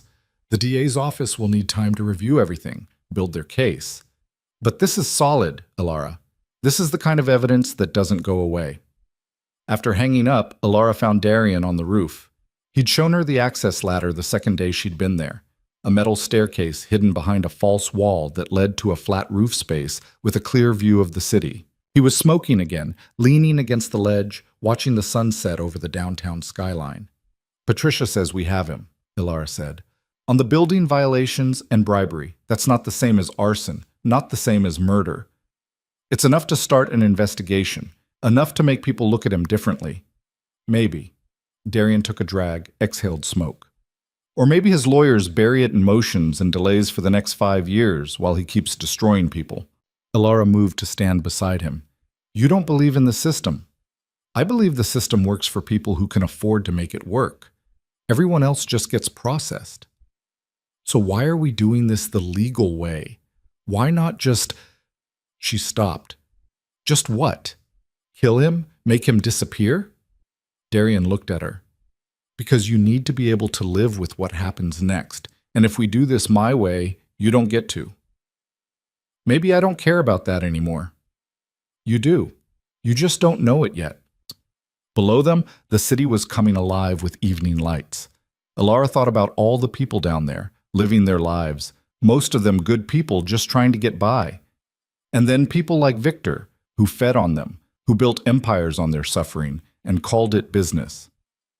When this is over, she said quietly, what happens to you? What do you mean? I mean, you've spent weeks helping me, protecting me, building this case. But when it's done, when Victor's in prison or dead or whatever end we get to, what do you do? Darian was quiet for a long time. Same thing I've always done, I guess. Find problems. Solve them. Try not to think too hard about whether I'm making things better or just different. That's a lonely way to live. It's the only way I know. Ilara turned to face him fully. It doesn't have to be. Ilara, I'm not saying I have answers. I'm not even saying I know what I want when this is over. But I know I don't want to go back to being invisible, to being small. And I know that you're the first person in years who's seen me as anything other than Victor's wife. Darian stubbed out his cigarette. You're not thinking clearly. You're traumatized. You're angry. You're in survival mode. When this is done, when you've had time to process everything, you're going to realize you don't actually want anything to do with someone like me. Stop telling me what I'm going to feel. Someone has to, because you're not seeing straight right now. I'm seeing perfectly straight, maybe for the first time. Ilara stepped closer. You're a good person pretending to be bad, and I'm done pretending to be anything other than what I am. And what's that? Angry, vengeful. Someone who wants to watch her husband's world burn and doesn't feel guilty about it. She paused. Someone who understands why you do what you do, even if I wish you didn't have to. Darian looked at her like he was trying to solve a complicated equation. Then he shook his head. We should go inside. It's getting cold. He left before she could respond. Ilara stayed on the roof for a while longer, watching the city lights blur together, wondering if he was right. If this was just trauma and adrenaline and proximity, if she'd feel differently when the danger passed. She didn't think so. But maybe that was the trauma talking too. The next morning, Darian was gone when she woke up. There was coffee made and a note on the counter. Had to handle something, back by noon. Don't leave. Ilara poured coffee, sat at the kitchen counter, and opened her laptop. She'd been avoiding social media, avoiding the news, avoiding anything that might show her what people were saying about her. But now, fortified by caffeine and anger, she looked. The results were about what she expected. The comments on Victor's interview were mostly supportive. People praising him for his compassion, for standing by his troubled wife for so long, for being brave enough to speak out about mental health. There were a few skeptics, people pointing out that abuse victims often get painted as crazy by their abusers. But they were drowned out by the tide of sympathy for Victor. She was about to close the browser when she saw a new article. Posted an hour ago, different outlet, smaller, less mainstream. Questions raised about Victor Halden's business practices. The article was short, careful. It mentioned the evidence found in Tom Breslin's storage unit, the inspection violations, the payments. It stopped short of accusing Victor of anything directly, but it raised enough questions to make people uncomfortable. The comments section was different here. People who'd lived in Victor's buildings, talking about shoddy maintenance and safety issues. Former employees mentioning sudden firings. A few people connecting dots between the fires and insurance payouts. It was a crack in the wall. Small, but visible. Ilara screenshotted the article, sent it to Patricia. The lawyer called immediately. Did you see who wrote it? No. Alara looked back at the byline. Casey Morrison, investigative reporter. Morrison's good, Patricia said. Thorough. If she's picking up the story, others will follow. This is how it starts. One reporter willing to ask questions, then the floodgates open. Or Victor's lawyers shut her down. They'll try. But the information about Breslin's files is public record now. It's part of the warrant. They can't bury it. After Patricia hung up, Alara read the article again. Then she read the comments. People angry about rent increases, about unsafe conditions, about buildings that burned down suspiciously. A chorus of voices that had been there all along, just waiting for permission to speak. Darian came back at one, carrying bags of Thai food and looking tired. "Where were you?" Alara asked. "Following up on something." He set the bags on the counter, started unpacking containers. "Remember the guy who tried to break into the shelter? The one the cops let go?" "Yeah, I found out who hired him." Alara felt cold. "Victor." "Not directly. He's smarter than that. But the money came from one of his shell companies, paid to a security firm that the guy freelances for. They contract out for asset protection and recovery, meaning they break into places and hurt people. More or less." Darian opened a container of pad Thai. "I had a conversation with the company's owner this morning. Explained that if anyone else showed up at the shelter or anywhere near you, I'd hold him personally responsible." "What kind of conversation?" "The productive kind." Alara decided not to push. "You think it'll work?" "For now. Victor will find another way eventually, but it buys us time." They ate in silence for a while. The food was good, spicy and hot and real, the kind of thing Alara hadn't been able to eat during her marriage because Victor didn't like Thai food, said it was too greasy. "There's an article," she said finally, "about the Breslin files. It's starting to spread." "Good." "Is it? Or is it just going to make Victor more desperate?" Darian set down his chopsticks. "He's already desperate.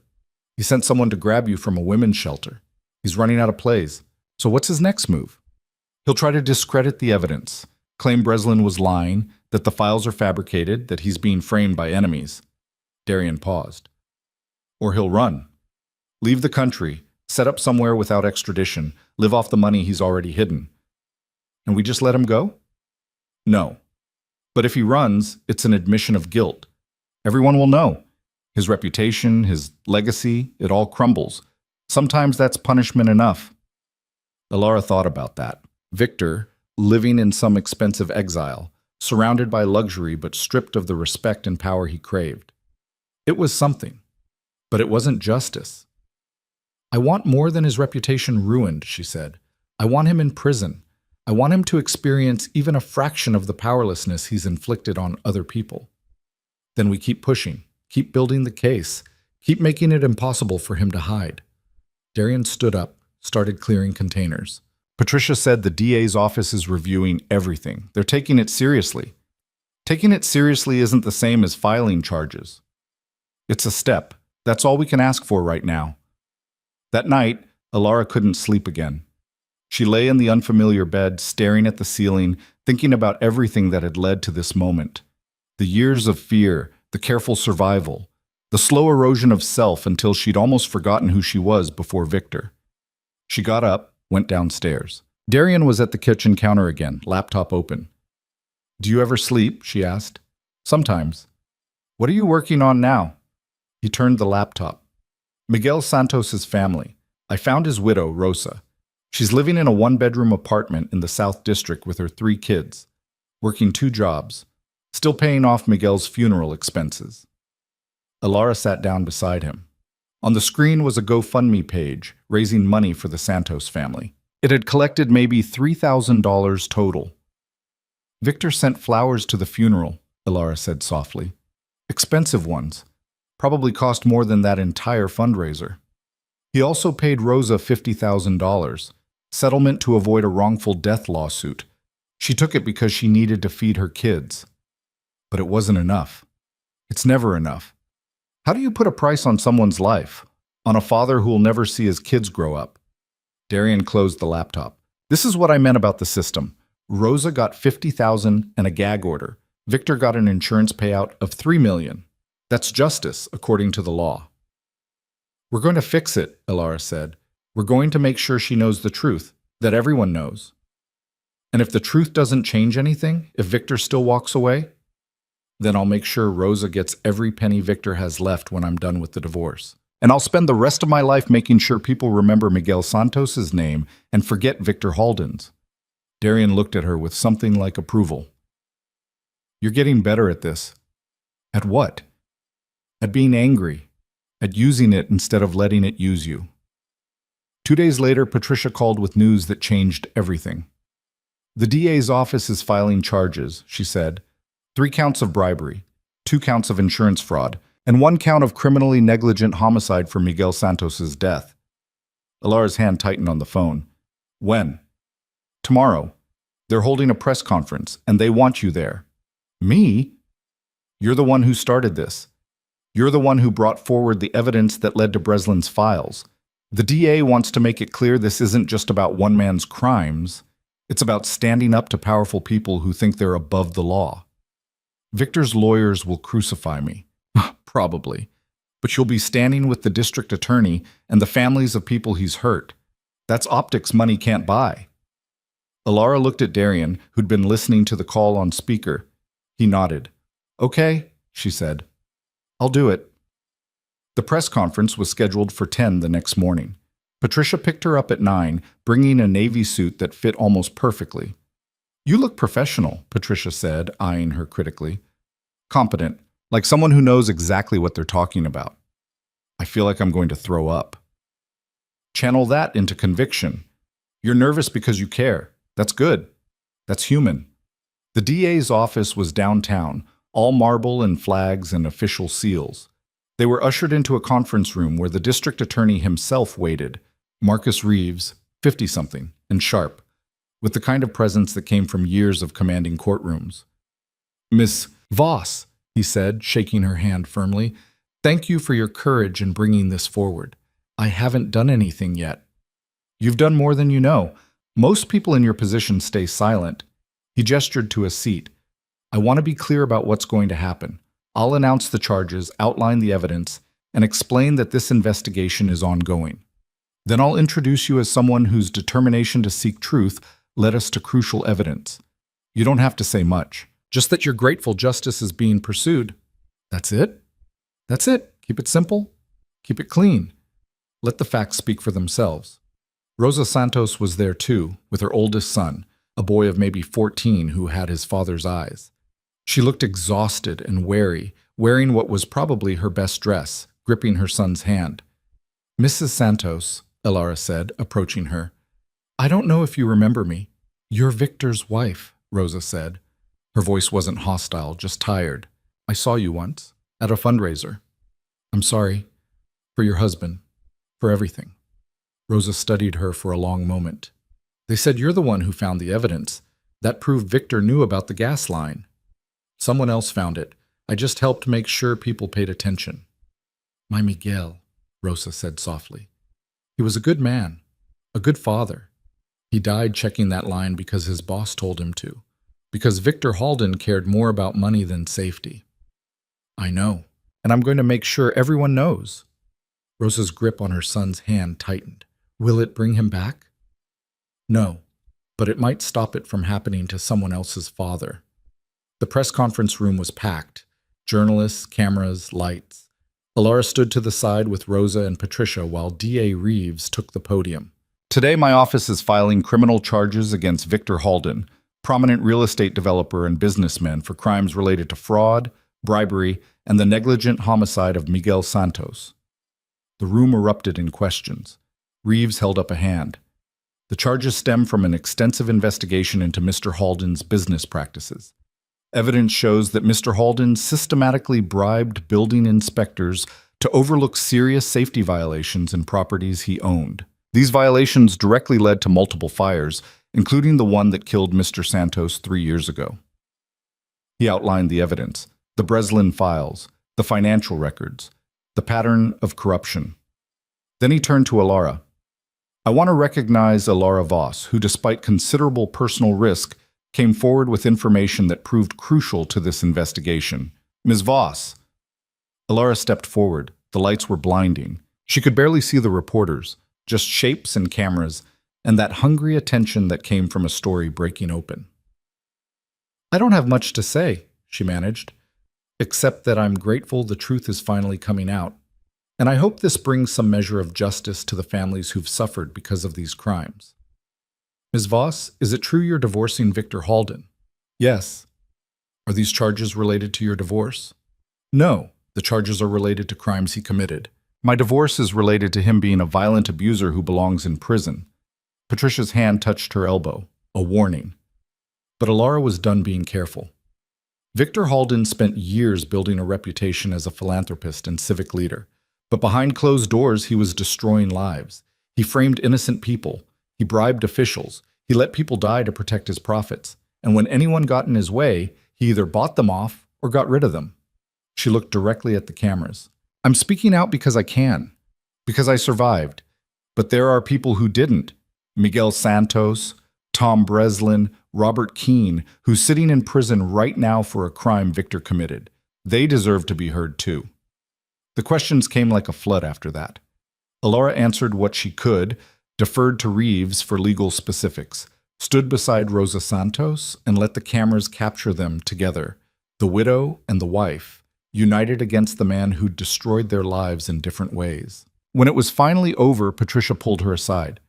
"That was more than we discussed," the lawyer said. "I know. I'm sorry. Don't apologize. It was perfect, emotional, authentic, powerful. Victor's lawyers will hate it, which means it worked." Darian was waiting outside in his car. Alara got in, leaned back against the seat, and let out a breath she felt like she'd been holding for hours. "I saw it," Darian said. "You were good. I went off script. Best part." They drove in silence for a while. Alara watched the city pass by outside the window, wondering if it looked different now. If anything had actually changed, or if this was just another chapter in a story that would take years to resolve. "Victor's going to respond," she said. "This isn't going to just sit." His lawyers already released a statement, calling the charges politically motivated, saying he's being targeted because of his success, that he'll be vindicated in court. Of course he did. But here's the thing, Darian turned down a side street. It doesn't matter what he says anymore. The charges are filed. The evidence is public, and you stood in front of cameras and called him what he is. That doesn't go away. Alara's phone buzzed, a text from an unknown number. "You're going to regret this." She showed it to Darian. He took the phone, read it, then rolled down his window and threw it into a trash can they were passing. "Hey, you're getting a new phone anyway." And that was probably him or someone working for him. "Don't engage, don't respond, don't give him anything to use against you." "That was my phone. That was a device he could track. You'll get a new one, cleaner." He pulled into a parking garage. "Come on, we're going shopping." "Shopping? You need a security upgrade. New phone, new email, new everything. If Victor's sending threats, he's escalating. We need to make sure he can't find you." They spent the next 2 hours at various stores, Darian buying burner phones and a laptop and a tablet, all paid for in cash. Then to a different location where he knew someone who could set everything up securely, encrypted, untraceable. By the time they got back to the loft, it was evening. Alara was exhausted. She kicked off the uncomfortable dress shoes Patricia had made her wear and collapsed on the couch. "I just accused my husband of murder on live television," she said to the ceiling. "Technically, you accused him of criminally negligent homicide. Different legal standard." "That doesn't make it less insane." Darian sat down in the chair across from her. "You feel okay about it?" "I don't know. Ask me in a few hours when the adrenaline wears off." Her new phone buzzed. Patricia. "The DA's office is flooded with calls," the lawyer said. "People who worked for Victor, people who lost homes in his fires, people who want to testify. And 3 other women have come forward saying he abused them too. Previous relationships. They saw you on TV and decided to speak up." Alara felt something crack open in her chest. 3 others. So far, there might be more. Patricia paused. This is what happens when someone finally breaks the silence. Everyone else realizes they can speak too. After hanging up, Alara told Darian, "You started something," he said quietly. "I just told the truth." That's all it takes sometimes. Someone willing to say out loud what everyone else is thinking. That night, lying in bed, Alara thought about those 3 women. wondered what they'd endured, how long they'd carried it, whether they'd ever thought they'd see justice. She thought about Rosa Santos standing in that press conference room, finally hearing someone acknowledge that her husband's death wasn't just an accident. She thought about Robert Keene sitting in a prison cell, maybe watching the news, maybe daring to hope. And she thought about Victor, wherever he was, watching his carefully constructed world start to collapse. The truth was out now. Not all of it, not yet, but enough. Enough to make people question, enough to make them look closer, enough to start the kind of avalanche that couldn't be stopped once it started. Victor had built his empire on silence and fear and money, but none of those things could hold against the simple act of people telling the truth. Alara fell asleep thinking about that, about how powerful the truth could be when you finally stopped being afraid of it, when you finally stopped being afraid, period. The next 3 weeks moved like a freight train, fast, loud, unstoppable. The media picked up the story and ran with it. Every day brought new revelations.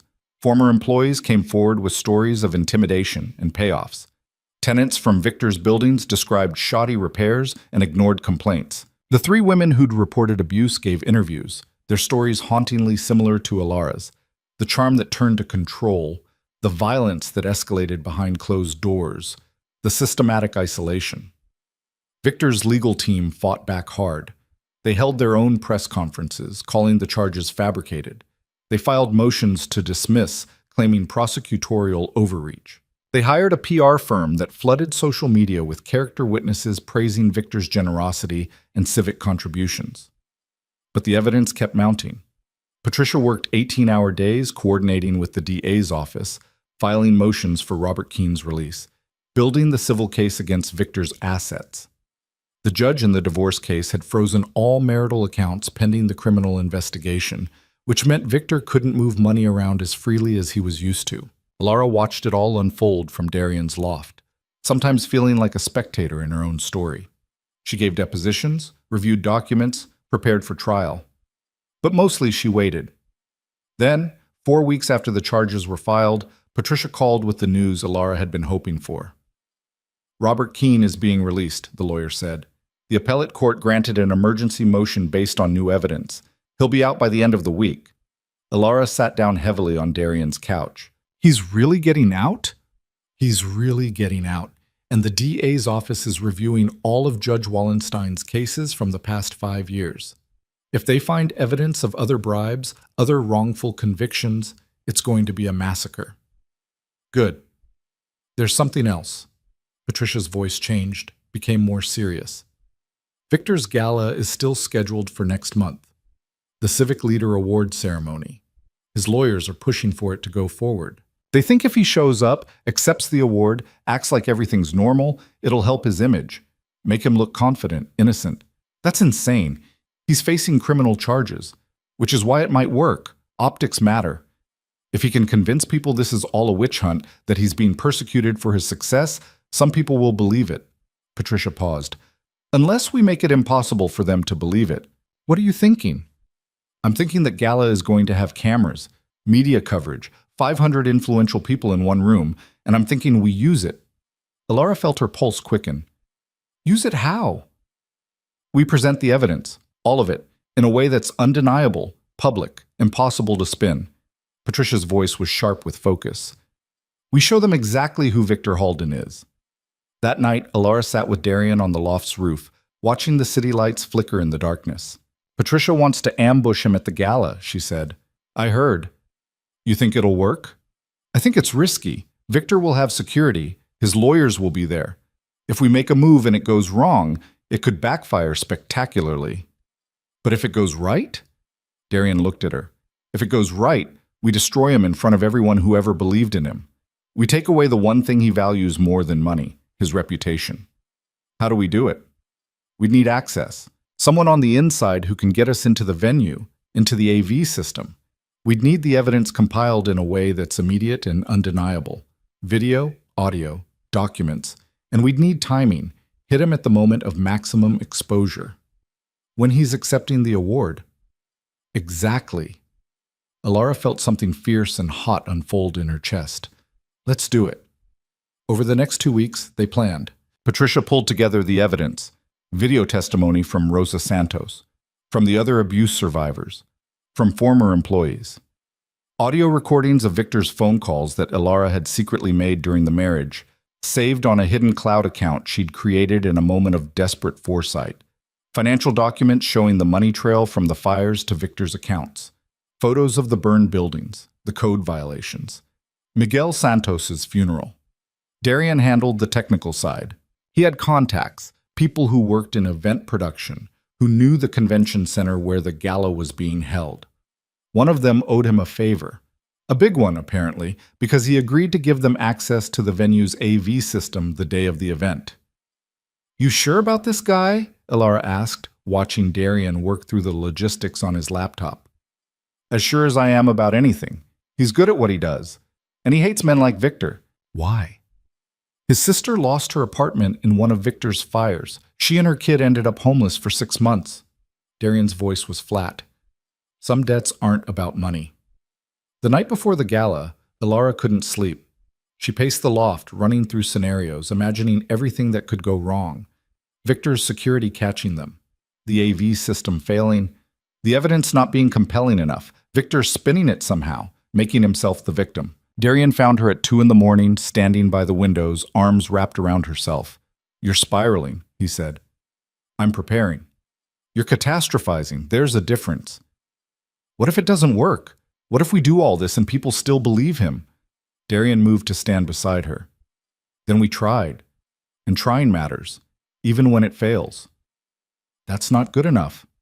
"It's all we have." Ilara turned to look at him. In the dim light from the city below, his face was all shadows and angles. "Why did you really help me? And don't say it's because of your sister. That's part of it, but it's not all of it." He was quiet for a long moment. "Because I spent most of my life breaking things, solving problems with violence, making situations worse while telling myself I was making them better." He looked at her.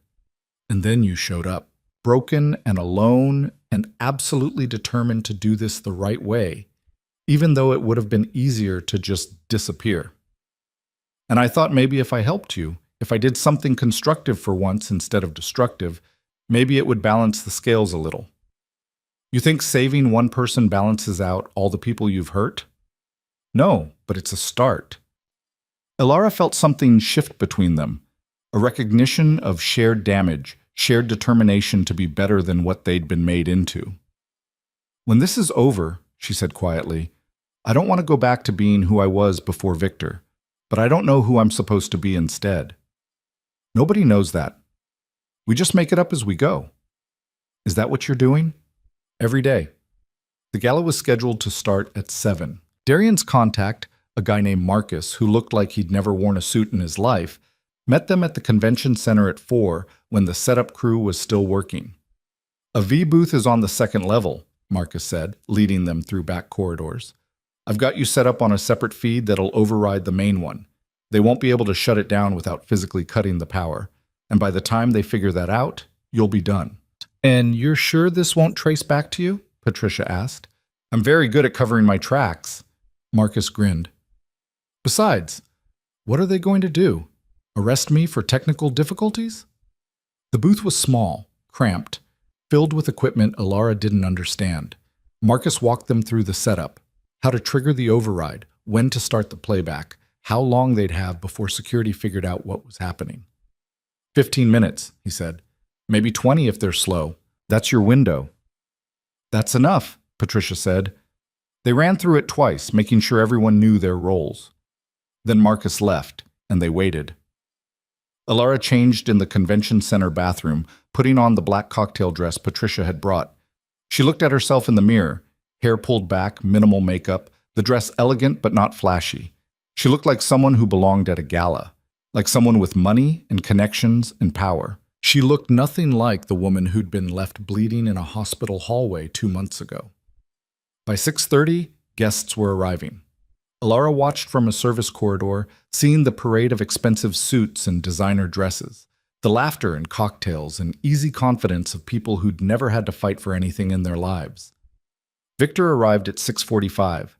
Ilara saw him through a crack in the service door, still handsome, still charming, working the room like he owned it. He was wearing a tuxedo that probably cost more than most people made in a month.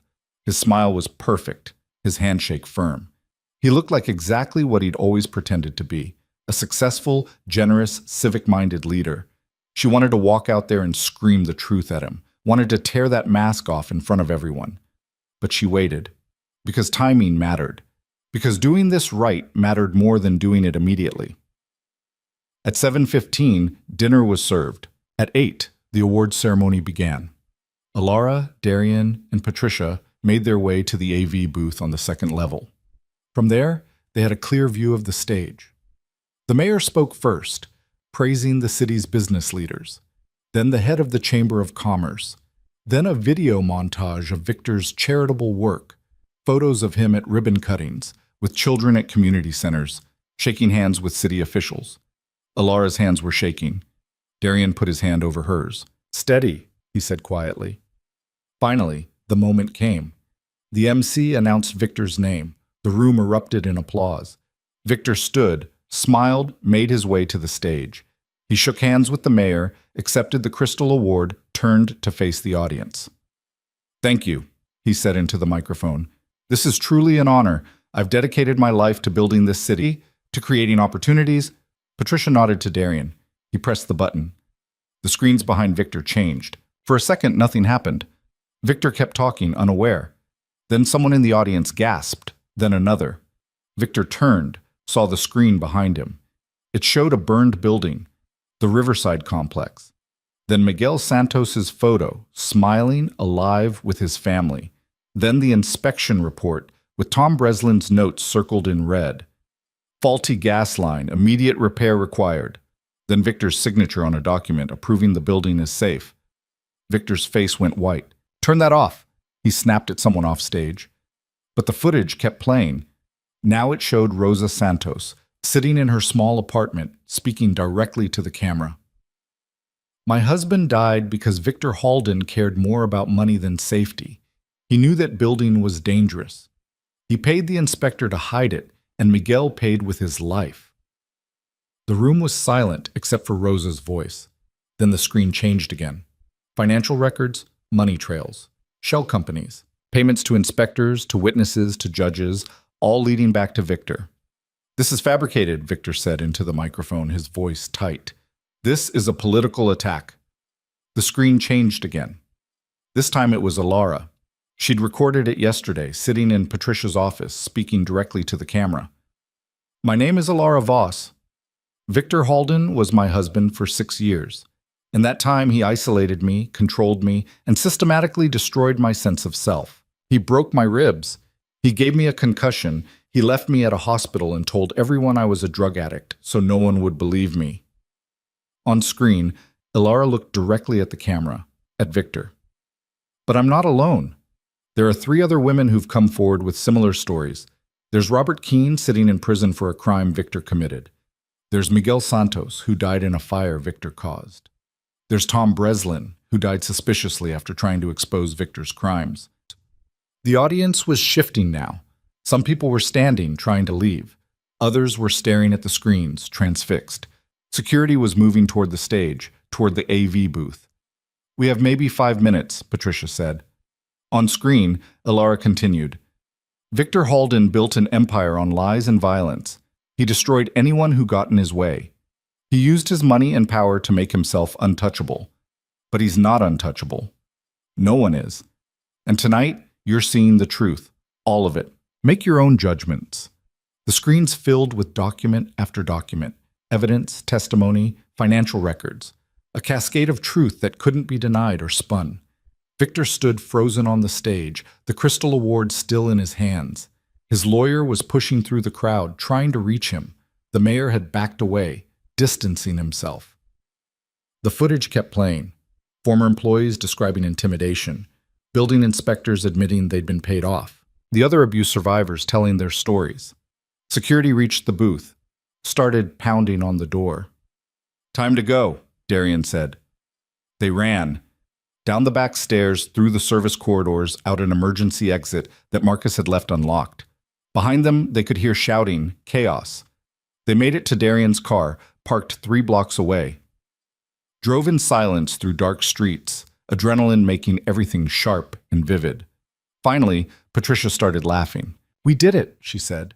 "We actually did it." "He's going to come after us," Ilara said. "His lawyers will let them. Everything we showed tonight was true. Everything was documented. He can't sue for defamation when it's all provable fact." Patricia was grinning. "And by morning, every media outlet in the country is going to have that footage. We sent copies to 15 different journalists before we even went in tonight. It's out there now. It's real." Ilara leaned back in the seat, closed her eyes. She felt empty, hollow, like she'd been carrying something heavy for so long that she'd forgotten what it felt like to put it down. "You okay?" Darian asked quietly. "I don't know. Ask me tomorrow."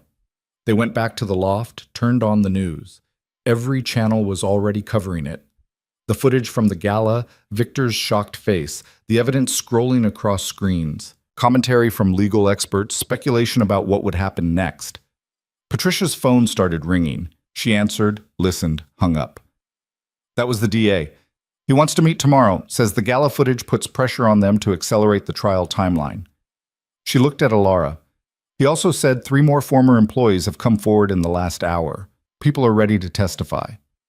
The trial started 6 weeks later. Ilara sat in the courtroom every day, watching Victor's expensive lawyers try to poke holes in the evidence, watching witnesses take the stand and tell their stories, watching the jury's faces change as the truth became undeniable. Robert Keene testified. Rosa Santos testified. The other women testified. Tom Breslin's sister testified. Former employees, building inspectors who'd been bribed, financial experts who walked the jury through the money laundering schemes. Ilara testified too, about the abuse, about the files she'd seen, about years of watching Victor destroy people while smiling for cameras. Victor's lawyers tried to paint her as vindictive, unstable, a scorned wife seeking revenge. But Patricia had prepared her well. Ilara stayed calm, factual, unshakable. She didn't cry, didn't rage, just told the truth in a steady voice that didn't waver. On cross-examination, Victor's lead attorney tried to rattle her. "Ms. Voss, isn't it true that you stand to benefit financially from your husband's conviction?" "No, I don't want his money. I want justice." "You expect this jury to believe you're motivated purely by altruism?" "I expect this jury to look at the evidence and make their own determination. My motivations are irrelevant compared to the facts." The trial lasted 8 weeks. When the jury finally went to deliberate, Ilara felt like she'd aged years. They came back in 2 days. Guilty on all counts. The courtroom erupted. Rosa Santos started crying. The other survivors held each other. Victor sat frozen, his face carefully blank, as the judge read the verdicts. Sentencing was scheduled for 3 weeks later. Ilara walked out of the courthouse into a crowd of reporters. She didn't stop, didn't answer questions, just kept walking until she reached Patricia's car. "You did it," Patricia said, pulling away from the curb. "We did it. How do you feel?" Ilara thought about it. "Tired. Empty, like I should feel more than I do." "That's normal. You've been running on adrenaline for months. Now that it's over, your body doesn't know what to do." "Is it over?" "The criminal trial is. The civil cases will take longer. But Victor's empire is already crumbling. 3 of his companies have filed for bankruptcy. The rest are under investigation. His bank accounts are frozen. His properties are being seized. And the people he framed, Robert Keene and the others? Keene's conviction was vacated last week. He's already filed a wrongful imprisonment lawsuit. The others are being reviewed. It'll take time, but they'll get their justice too." At sentencing, the judge gave Victor 35 years. With his age and health, it was effectively a life sentence. Ilara sat in the courtroom watching him taken away in handcuffs, watching the man who'd controlled her life, who'd terrorized her, who'd destroyed so many people, being let out by guards like any other criminal. He looked small, diminished, just a man in an orange jumpsuit stripped of power and pretense. She felt nothing. Or maybe she felt everything and it was too much to process, so it came out as nothing. Outside, Rosa Santos waited for her. "Thank you," the widow said quietly, "for my Miguel, for making sure people know what happened. I'm sorry it took so long. Justice is always slow, but it came." Rosa squeezed her hand. "You gave us closure. That's worth everything. 6 months later, Ilara stood in front of an old brick building on the east side. It had been abandoned for years, but she'd bought it with the settlement from her divorce. Not much. Victor's assets were mostly seized or tied up in legal battles. But enough. The sign above the door read Santos Community Center. Inside, there were classrooms, a computer lab, a gymnasium, a reading room, programs for kids, for job training, for families who needed support. It had taken months to renovate, to hire staff, to get everything ready. Rosa Santos stood beside her, looking at her husband's name above the door. He would have loved this, she said softly. I hope so. The center opened the next week. Kids flooded in, excited and loud and alive. Ilara walked through the halls, watching them learn and play and exist in a space that was safe and bright and theirs. Darian showed up unannounced one afternoon, looking uncomfortable in the chaos of children. Nice place, he said. You're not here to check out the facilities. No, he paused. I'm leaving, heading west. Got some business to handle. Ilara felt something tighten in her chest. For how long? Don't know. Month. Maybe longer. You're running. I'm relocating. There's a difference. Not much of one. They stood in silence, watching kids chase each other through the gym. You could stay, Ilara said finally. Find a different kind of work, something that doesn't involve solving problems with your fists. I could, but I don't know how to be anything other than what I am. You could learn. Maybe. Darian looked at her. Or maybe some people are just built a certain way, and trying to change that just makes everyone miserable. That's an excuse. Maybe, but it's also the truth. Ilara turned to face him fully. I spent 6 years with a man who made me smaller, who convinced me I was nothing without him. And when I finally got free, I discovered I was more than I ever knew. You helped me see that. You did that yourself, with your help, and now you're walking away before you have to actually deal with what comes next. Darian's jaw tightened. What comes next is you building something real here, something good, and me going back to what I do. We both get what we need. What if what I need is someone who doesn't run when things get complicated? Then you'll find him. But it's not me. He left before she could respond. Ilara stood in the gym, surrounded by noise and life, and the future she was building, feeling the absence of someone who'd been there for the hardest parts but couldn't stay for what came after. Angela found her there an hour later, still standing, still processing. You okay? The shelter director asked. I don't know. I thought I would be. I thought winning would feel different. Winning never feels how you expect. You spent so long fighting, your body doesn't know how to stop. So what do I do? You keep building. You keep showing up. You turn all that anger and pain into something that helps people. Angela gestured to the center around them. You're already doing it. It doesn't feel like enough. It never does. But it's what we have. 2 years later, Ilara stood in the same courtroom where Victor had been convicted. This time, she was there for Robert Keene's wrongful imprisonment settlement hearing. Keene was awarded $8 million, compensation for 3 years stolen, for a life interrupted, for justice delayed. It wouldn't give him back the time. Wouldn't undo the damage. But it was something. Afterward, they stood on the courthouse steps together. What will you do now? Ilara asked. Find my daughter. Try to rebuild what I lost. Keene looked at her. What about you? Keep running the center. Keep making sure people like Victor don't win. You already made sure of that. He's going to die in prison. I know, but there are others like him. There always are. Ilara looked out at the city. Someone has to stand up to them. Just make sure you're not so busy fighting that you forget to live. It was good advice. Ilara tried to follow it. The community center thrived. Kids who'd been failing in school started succeeding. Parents found job training, support, community. Rosa Santos worked there part-time, helping coordinate family programs. The other abuse survivors volunteered, turning their pain into purpose. Ilara threw herself into the work. Fundraising, program development, expansion plans. She barely slept, barely stopped moving. Because stopping meant thinking, and thinking meant processing everything that had happened, and she wasn't ready for that yet. She dated occasionally. Nice men who took her to nice restaurants and didn't understand why she tensed when they reached for her hand too quickly. It never lasted long. She was busy. The center needed her. That was enough. It had to be enough. 3 years after Victor's conviction, Alara got a call from the prison. Victor was sick. Cancer, stage 4. He had maybe 6 months. He wanted to see her. She said no immediately, but the request stayed with her. Patricia told her she didn't owe him anything. Angela said the same. The therapist she'd finally started seeing said she should do whatever felt right for her healing.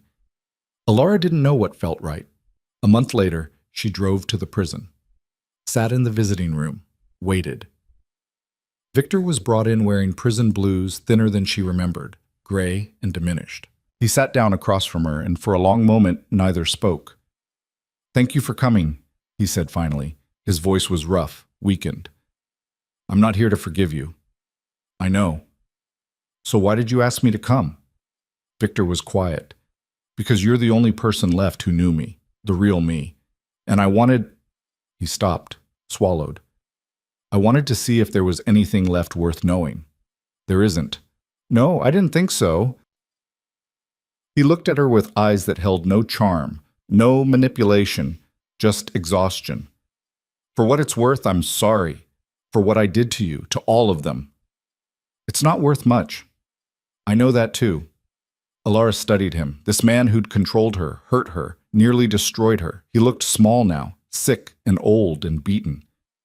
"Do you even understand what you took from people?" she asked quietly. "Do you comprehend the lives you ruined?" I told myself it was business, that it wasn't personal, that everyone was trying to get ahead, I was just better at it. Victor's hand shook slightly on the table. But I knew, I always knew, I just didn't care. And now? Now I'm dying alone in a prison cell, and everyone who ever knew me either hates me or pretends they never met me. So I guess I care now. Too late, but I care. That's not redemption, that's just consequences. I know. They sat in silence. Around them, other visitors talked with their inmates, exchanged stories and touched through the barriers that separated them. Normal people visiting family members who'd made mistakes. Victor wasn't normal. And what he'd done wasn't a mistake. "I hope it hurts," Alara said finally. "Dying. I hope every second of it hurts, and you remember every person you destroyed. I hope you die knowing that everything you built is gone, and your name is synonymous with everything corrupt and cruel." "It does hurt, and I do remember." Victor met her eyes. "Does that help? Knowing I'm suffering?" "I don't know. Ask me when you're dead." She left without saying goodbye. Drove back to the city with her hands tight on the wheel, tears she didn't remember shedding wet on her face. She'd wanted him to suffer, had dreamed about it during the worst nights of their marriage. And now he was suffering, dying slowly in a cage, and it felt empty. Not satisfying, not cleansing, just empty. Victor died 4 months later, alone in a prison hospital. No funeral, no mourning. Just a death certificate and a burial in the prison cemetery where inmates without families ended up. Alara didn't go, didn't mark it in any way, but she expanded the community center, adding a wing dedicated to legal advocacy for abuse survivors.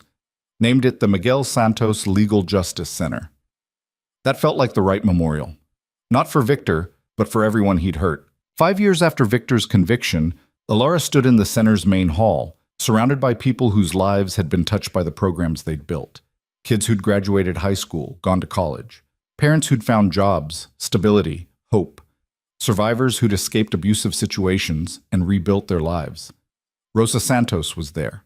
Her children grown now, her oldest graduating from law school next month. Angela was there, still running the shelter, still fierce and unbreakable. Patricia was there, having made criminal justice reform her specialty, winning case after case against corrupt officials. Robert Keene was there, reunited with his daughter, working as an advocate for the wrongfully convicted. And Darian was there. He'd come back 6 months ago, different somehow, quieter. He'd stopped taking the kind of jobs that involved hurting people, started doing private security instead. He volunteered at the center sometimes, teaching self-defense classes, showing people how to protect themselves. They'd been circling each other for months, careful, cautious, both of them damaged in ways that made trust difficult. But tonight, at the center's anniversary celebration, surrounded by proof that good things could grow from terrible soil, Alara felt something shift. She found Darian on the roof of the center. They'd built one, inspired by his loft. He was leaning against the ledge, watching the city lights. "You're hiding," she said. I'm observing. "You're uncomfortable with celebration." "I'm uncomfortable with crowds." Alara stood beside him, looking out at the city they'd helped make slightly better. "Thank you for coming back." "I didn't come back for you." "I know, you came back for yourself, to see if you could be something other than what you were." "Jury's still out on that." "I don't think so. I think you already proved it." She turned to look at him. "You stayed. That's proof enough."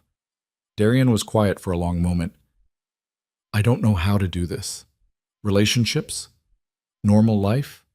I'm still the same person who helped me destroy a monster, who sat by my hospital bed when I had no one, who believed me when everyone else thought I was crazy." Alara reached for his hand. "I know who you are, Darian, all of it, and I'm not asking you to be different." "What are you asking?" "To stop running, to see what happens if we both just stay." He looked down at their joined hands. "What if I mess it up?" "Then you mess it up, and we figure it out. Or we don't. But at least we tried." "That's not very reassuring." "It's honest. That's better." Below them, the party continued. Music and laughter and life. The sound of people who'd survived terrible things finding reasons to celebrate. Darian's hand tightened on hers. Okay, we'll try. We'll stay. We'll see what happens." Alara felt something unclench in her chest, a tension she'd been carrying for so long she'd stopped noticing it. "That's all I wanted to hear." They stood there as the sun set, two broken people who'd found each other at the worst moment and somehow made it to something better. Not perfect, not healed, but alive and fighting and choosing every day to keep building instead of breaking. And far away in a cold prison grave, Victor Halden stayed buried and forgotten while the people he'd tried to destroy built something lasting from the ashes of his empire. Justice had been slow, but it had come, and it was enough.